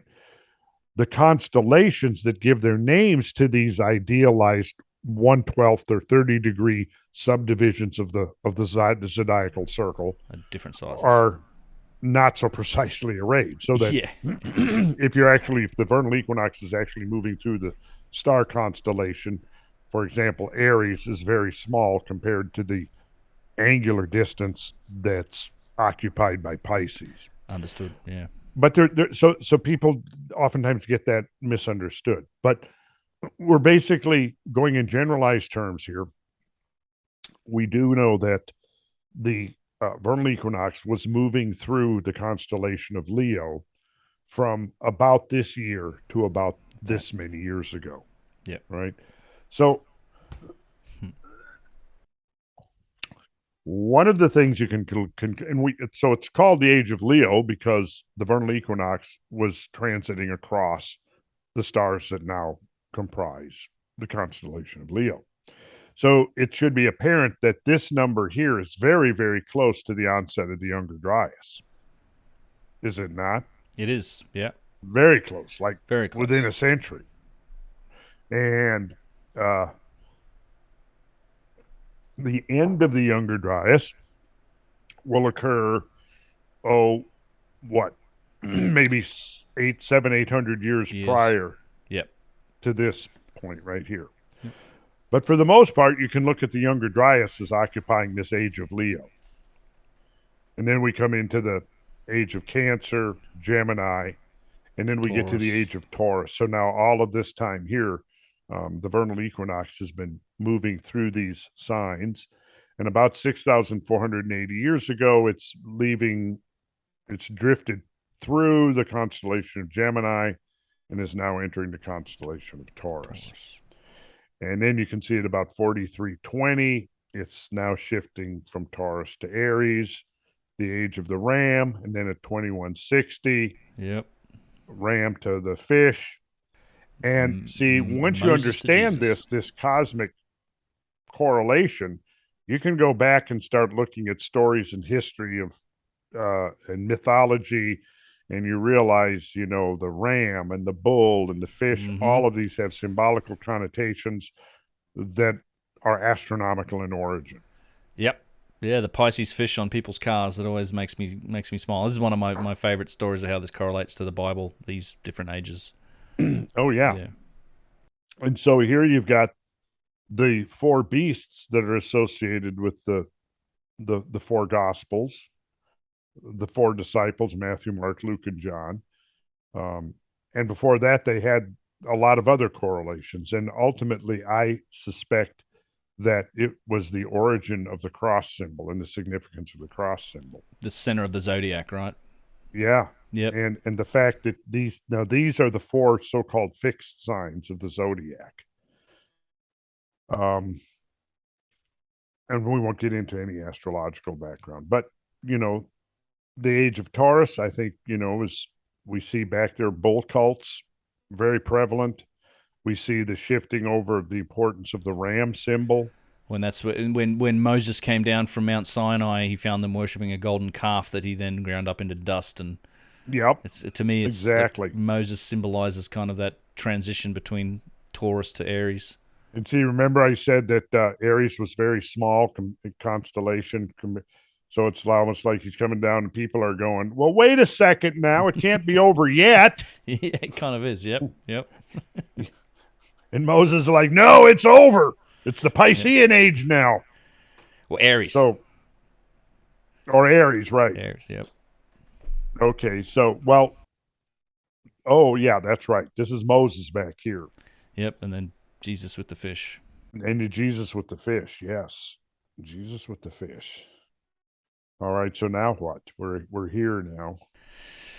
Well, and that's the line. I think I forget the particular passage, but it was after when Jesus was describing Passover to his followers, and they were like, "Well, what will we do without you, Lord?" And he said, "Well, go into the city and find the man bearing the pitcher of water and follow him to his house." Yeah. It's like, okay. Now that, see, boy, you just opened the can right there, sorry. man. I know we didn't, so we weren't going to go there, but it is. It's a favorite of mine. But it's someplace I want to go. Someday, maybe you and I would Sure. be good to have that discussion. I'd love to. Yep. Yeah. Talk about conspiracies, man. Well, yeah, and if that's the thing. The 12 disciples, the 12 signs of the zodiac. If you think of it as the center of the zodiac as the origin of the Christian cross, it's like what are these 12 disciples orbiting around? It's exactly. So there would be a lot to unpack going there. Man. There is, yeah. Well, let's see what comes up next. The tarot card. Yes. The Wheel of Fortune. This is taken from the Builders of the Addendum deck, Paul Foster Case, which I really like because he was a very learned occultist and metaphysician and quite an accomplished scholar as well. And so he made some slight modifications to the earlier tarot decks, like the Rider-Waite deck, which is very similar to this. But there's a lot to unpack here. Other than all we'll do is look at the same symbolism, the bull, the lion, the eagle, and the man, that we saw back here to show that there's that astronomical correlation. And see, here's the thing to think about. But again, using that analogy, the principle of analogy, well, you've got the 12 hours in the clock face, right?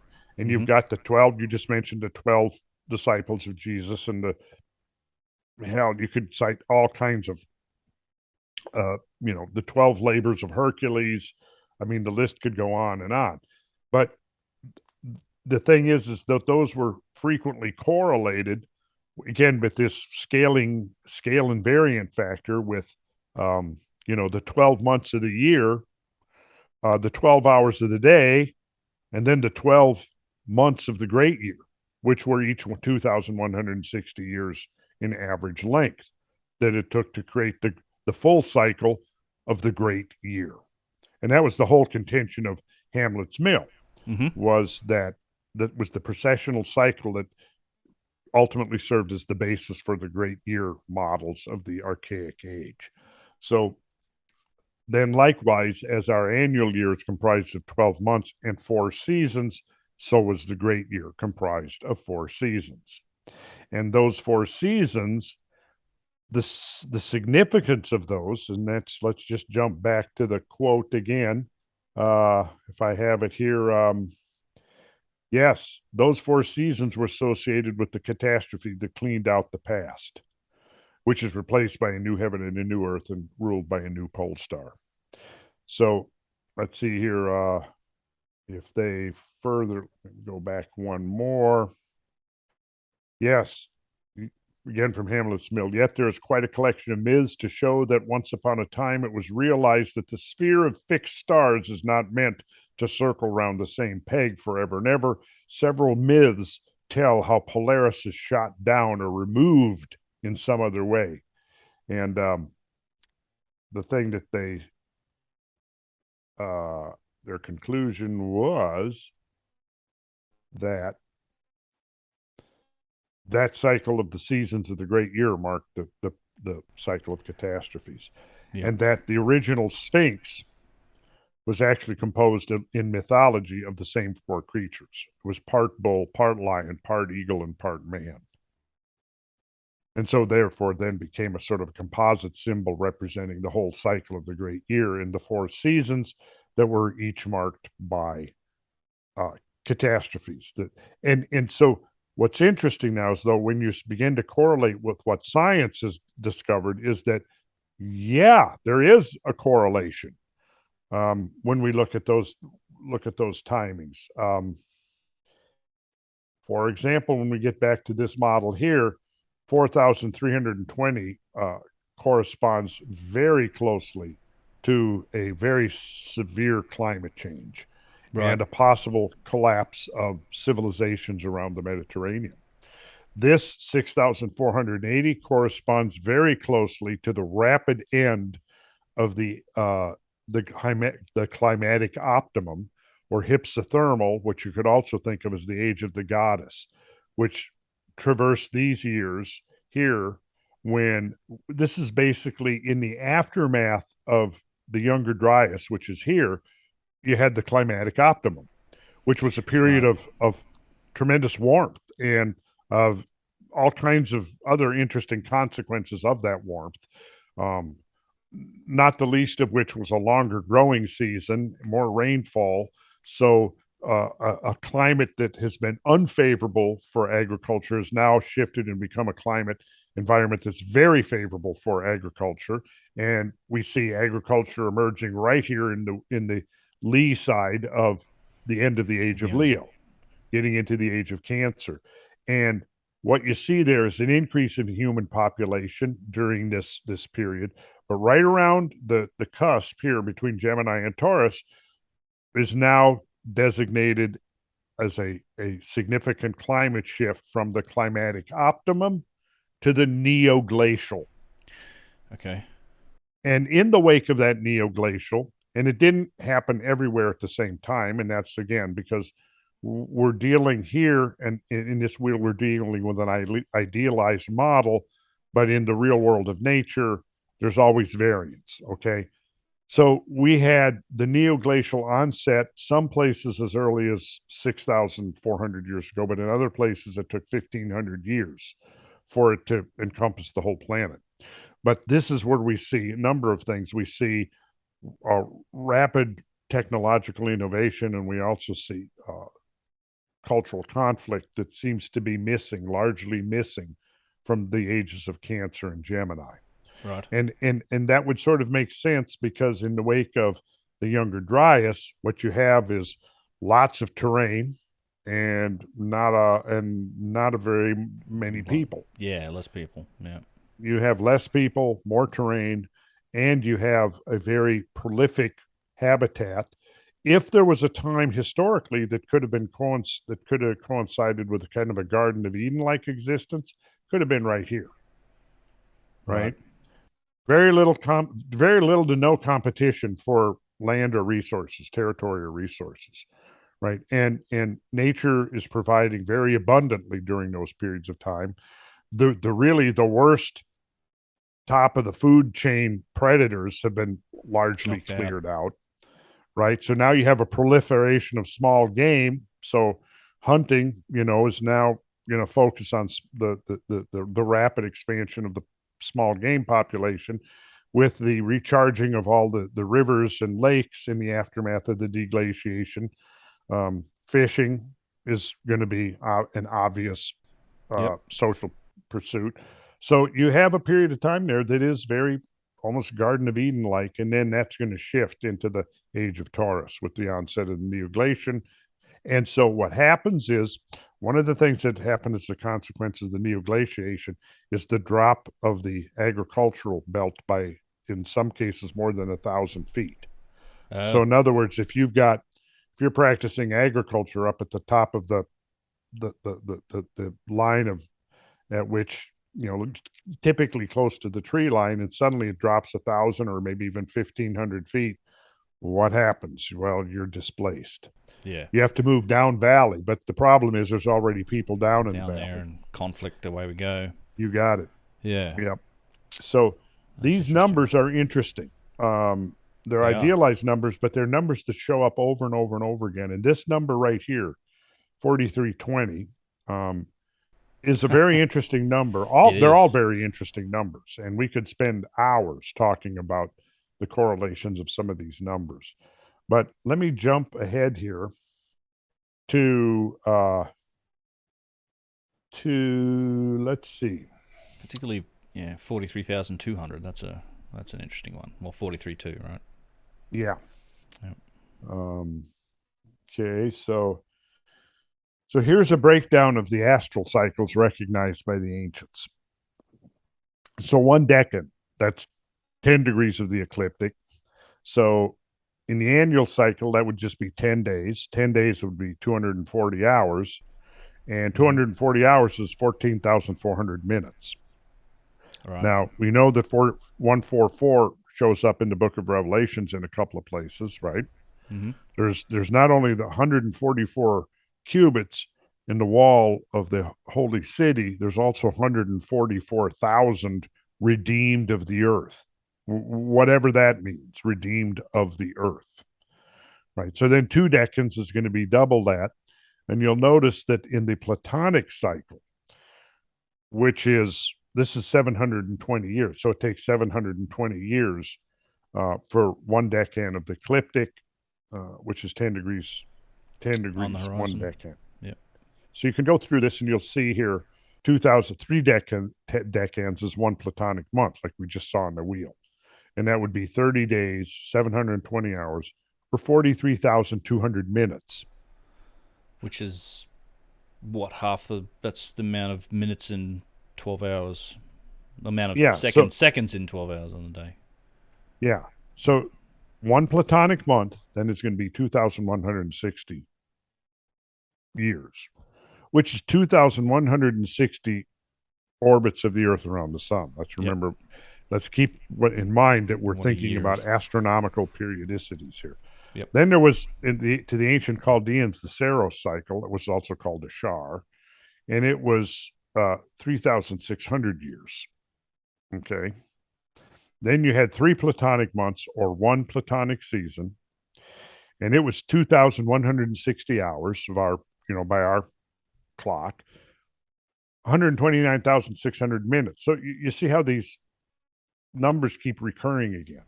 Yeah. So, right. And that's 6,480 years. And then 1 great year, 360 days. Now those are 8,640 hours, and that's your 25,920 years. And then what's interesting is when you look at these numbers down this column here, so 720 years was 1 decan of the ecliptic. So Then 2 decans would be 1440, 3 would be 2160. And then 3 platonic months, there's 1 platonic season, or that's the 6,480. The Saros cycle was the 3,600. And then, of course, the great year was, as we just went through, 25,920. Got it. So then these are measures of time, right? Now I'm going to go through the 5 platonic solids. And so your tetrahedron, which is 4 equilateral triangles, each triangle is going to be 60, 60, 60, or 180, and 180 times 4, like it says right here, is 720 degrees. So 720 in the sexagesimal division of the circle, in that system, 720 degrees measures the tetrahedron. And then when you go to the cube, you have 6 square faces of 4 times 90 degrees each, or 2,160 degrees. So this is the number of degrees that measures the cube. Then we go to the octahedron. We have 8 triangular faces, each with 180 degrees total, and 8 times 180 gives us 1,440. Then let's go to the next one, icosahedron, 20 triangular faces. So we have 20 times 180, and there's 3,600. And this was the Shar or the Saros cycle number. And then finally, the dodecahedron with 12 pentagonal faces, 108 times 5 each face, 540. 12 faces times 540 gives us 6,480 degrees. So this, to me, is a very interesting phenomena that we have these sets, this canon of numbers here that measure both cycles in time and forms in space. Yeah. Wow. And then, of course, the star tetrahedron would be 2 tetrahedrons interlaced like this, and 2 times 720, and there's our 1440 again. So here's a compilation of the properties of the regular polyhedra, and here's the numbers, and then when you take the total, you get 14,400. So you get this repetition of numbers over and over again. So what's interesting here is that the precessional numbers and the numbers of the regular polyhedra that measure the numbers that measure the precessional cycles and its derivatives, and the numbers that measure in degrees the 5 regular platonic solids are basically the same set of numbers. Wow. Yeah. Okay. Yeah. So there it is again. Okay. And then we have this. Mind a bit blown. From Alexander Polyhistor and his commentaries on Berossus. In the second book was the history of the 10 kings of the Chaldeans and the periods of each reign, which consisted collectively of 120 shars, or 432,000 years, reaching to the time of the deluge. Now, this quote to me is just profoundly significant for several reasons.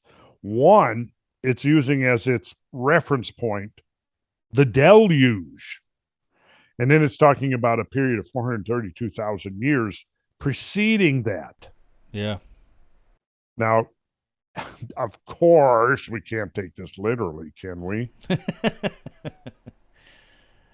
Yeah, no, it's not like humans were around that time. Well, wait on, humans were around during that period. Were they? I mean, look, here's what, as Graham Hancock says over and over again, things just keep getting older. Well, I mean, we're at the point now where we're about to push the earliest modern humans back almost a couple of 100,000 years. Is it possible that? But then, I mean, certainly we couldn't have any kind of consistent, cultural tradition that could last that long. Look, even I have a hard time with that one. Yeah. Well, no, me too. It's definitely been. There's nothing been consistently going that long. We don't know. I mean, for me, there was a Morocco find that puts us at around 300,000 years in terms of actually anatomically correct humans. That's about as far back as we go. But genetic evidence, the DNA evidence suggests that us and Neanderthals split with a common ancestor. We both split from a common ancestor somewhere in the range of 800 to 900,000 years old, just based on the DNA. So that's the window. We don't have proof beyond about 250, 300,000 years, but DNA and genetic evidence suggests that the window could be as wide as 800 to 900,000 years for our species. Okay. But yeah. Okay, so that's interesting. There's certainly interesting. the number, 432. Yeah, but then, Right. of course, the number coming up again. Yeah, it means And then we get to the 43,200. pre-Diluvian god kings. When we break down their reigns of the history of the 10 kings of the Chaldeans, when we break down their reigns, this is the numbers This is given Sumerian for Kings the list. Yep. yeah. So here's the numbers given for, and again, you'll notice they're either Precessional. precessional numbers or derivatives of the precessional numbers. So here, 36,000. So we could say Aloros, if that's how you say his name, would have reigned for 10 Saros cycles. Yep. Right. And maybe, maybe we should be taking this symbolical. That'd be a little easier to digest than that this guy was living in the king for 36,000 years. Maybe he's just traveling in a spacecraft really far and then coming back. Maybe that's it. But if we Maybe go not. down, we'll see Amemnon at 43,200. 43,200. Yep. And we see Megalaros, 64,800. So, lob that last zero off, and there's the number of years in, a season of a great year. So it's a precessional number. We have another repetition of 36,000, another repetition of the number of the season, 64,800, another repetition of 36,000. We have 28,800. We don't see the number 14,400, but this is double that number. Yep.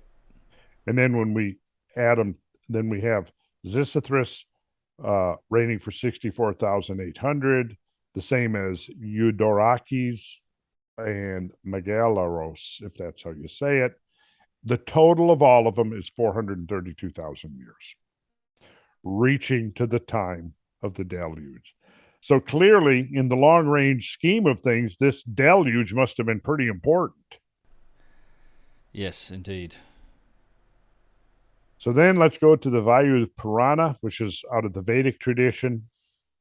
360 years, according to the human calculation, constitute one divine year. Okay. Wise people know that there are 4 yugas in Bharata Varsa. The first one is Krita, followed by Treta, Dvapara, and Kali. So 4 yugas. And then we look at the number of the yugas. The Kali Yuga, 432,000 years. Dvapara, 864,000. Treta Yuga, 1,296,000. Remember, that's exactly the number of seconds in the measure of the full circumference of a circle, isn't it? It is. Yep. Right. Yes, it is. Same numbers again. Same numbers again. Satya Yuga, and then finally your Maha Yuga, which is now 4 million. See, it almost seems as if it's the root of each number, which, like in this case, 432, and it almost is like doesn't matter the order of magnitude. It's the number, the core number itself. Now, here's something else to think about. I'll stop share for a minute. And if we go 24 hours in a day, yep, there are then that times 60, as we said, yep, 1,440 minutes in a day. Boom. Now that times 60 gives us the number of seconds in a solar day, 86,400. Now, by 2. And now we divide that by 2, yes, because remember going back to our discussion about the moment of spring equinox? Yes. Or either fall equinox, doesn't matter. At some mere moment, we could say at a millionth of a second, we'll give that duration for the moment of equinox, although we could say a millionth of a millionth, right? Because it's a constantly moving, shifting moment of time, right? But let's say that we take an infinitesimally small moment, and that is the moment of equinox. Then there is a total of, like you said, 86,400 seconds in a day. And then we divide that by 2, and we get 43,200 seconds in a day. I mean, 12 hours. Wait a minute. So now, at that moment, the seconds of day, the seconds of light, dark, light, day-night cycle are in perfect balance. 43,200 seconds of light, 43,200 seconds of dark. Mm-hmm. How interesting is that? Pretty Very interesting. Yeah. Yes, it is. Yeah. Yeah. And I mean, we could keep going with this. Well, yeah. I mean, that connects to the pyramid as well, and all these other. There's the ratio, and it's amazing. It is. Thank you. But we can. I had that quote. Let's see, where did it go? Let's see. Should be right. Let's see. Well, it's gone. But that's all right. Yeah, those numbers recur in the Vedas. They recur in the Sumerian tradition. They recur in the Bible. And they all connect to astronomical movements of the heavens and what was clearly a fairly advanced science in terms of observing that stuff and relating it back to not only that, but sacred geometry. And it is indicative. In the Vedas, there's this description of, I think it's the bull, that has, and I think, are we seeing my screen still? No, you've stopped sharing. Okay, so we'll.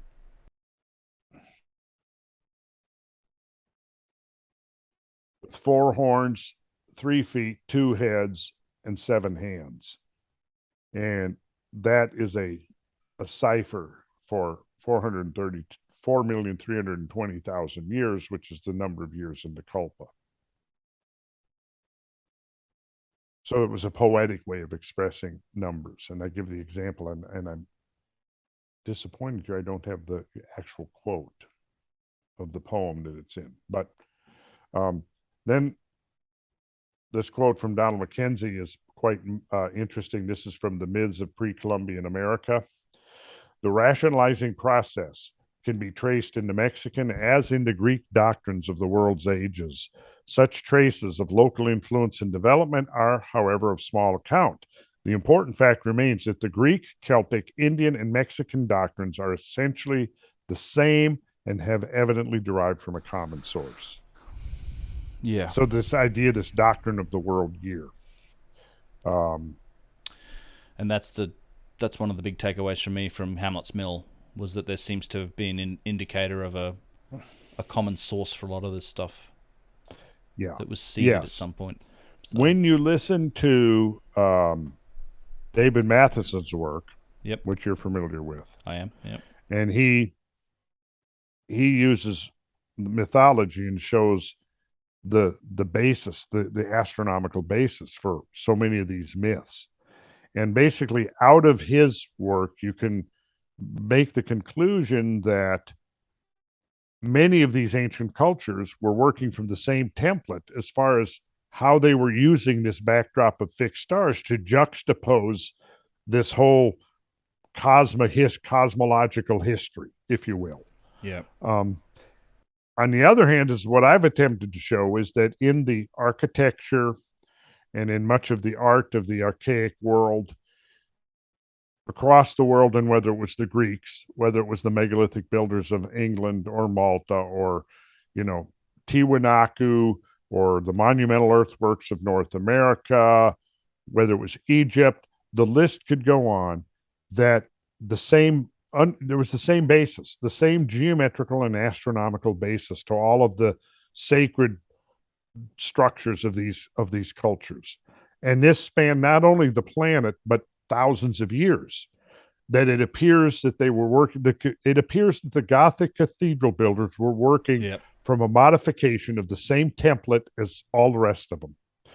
Then David Matheson shows that there seems to be a common template in this juxtaposition of mythic and archetypal figures onto the night sky, right? And now what Donald Mackenzie is pointing out is that many ancient cultures seem to have the same model of this great year, this temporal or periodic cyclical time that unfolds and is associated with not just an abstract astronomical phenomena, but something that has profound effects and influences and consequences for life here below on the earth. And And then we have a quote here from this is The World Year of the Persians by Kennedy and van der Waarden, 1963. It appeared in the Journal of the American Oriental Society.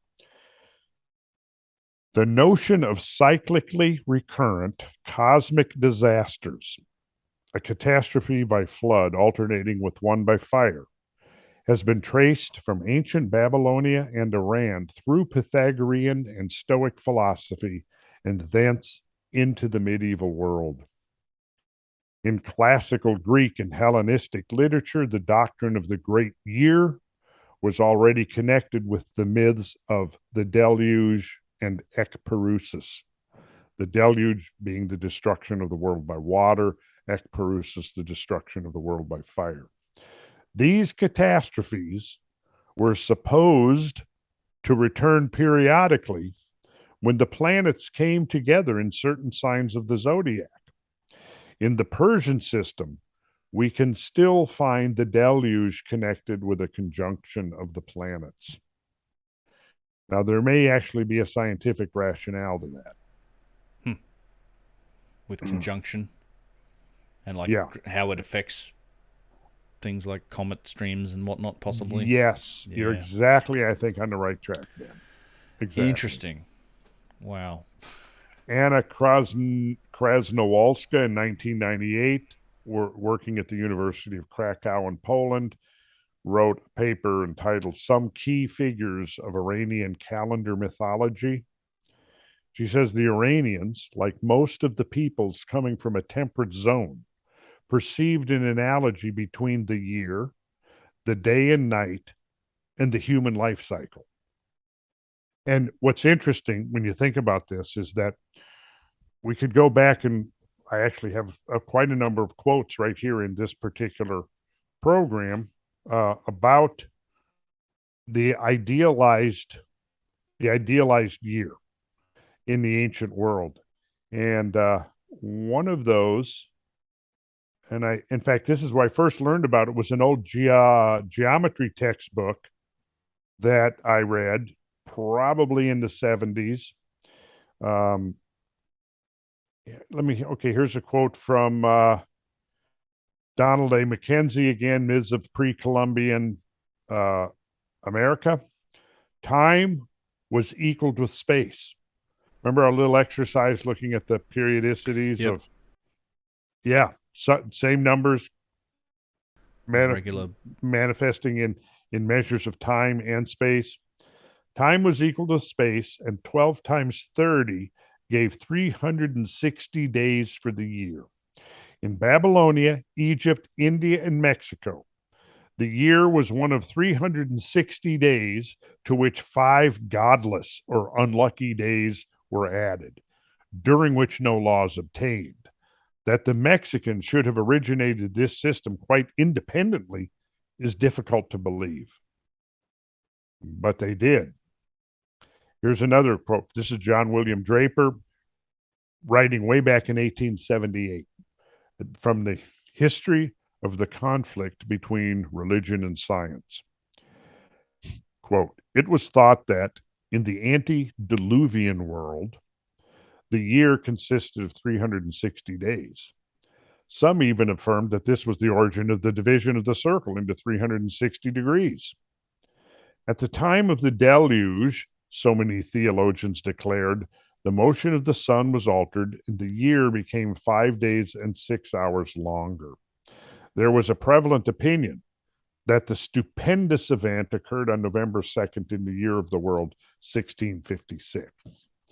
Now, what's important here, I think, is his reference to this well-attested fact that so many cultures in the ancient world had this idealized year of 360 days.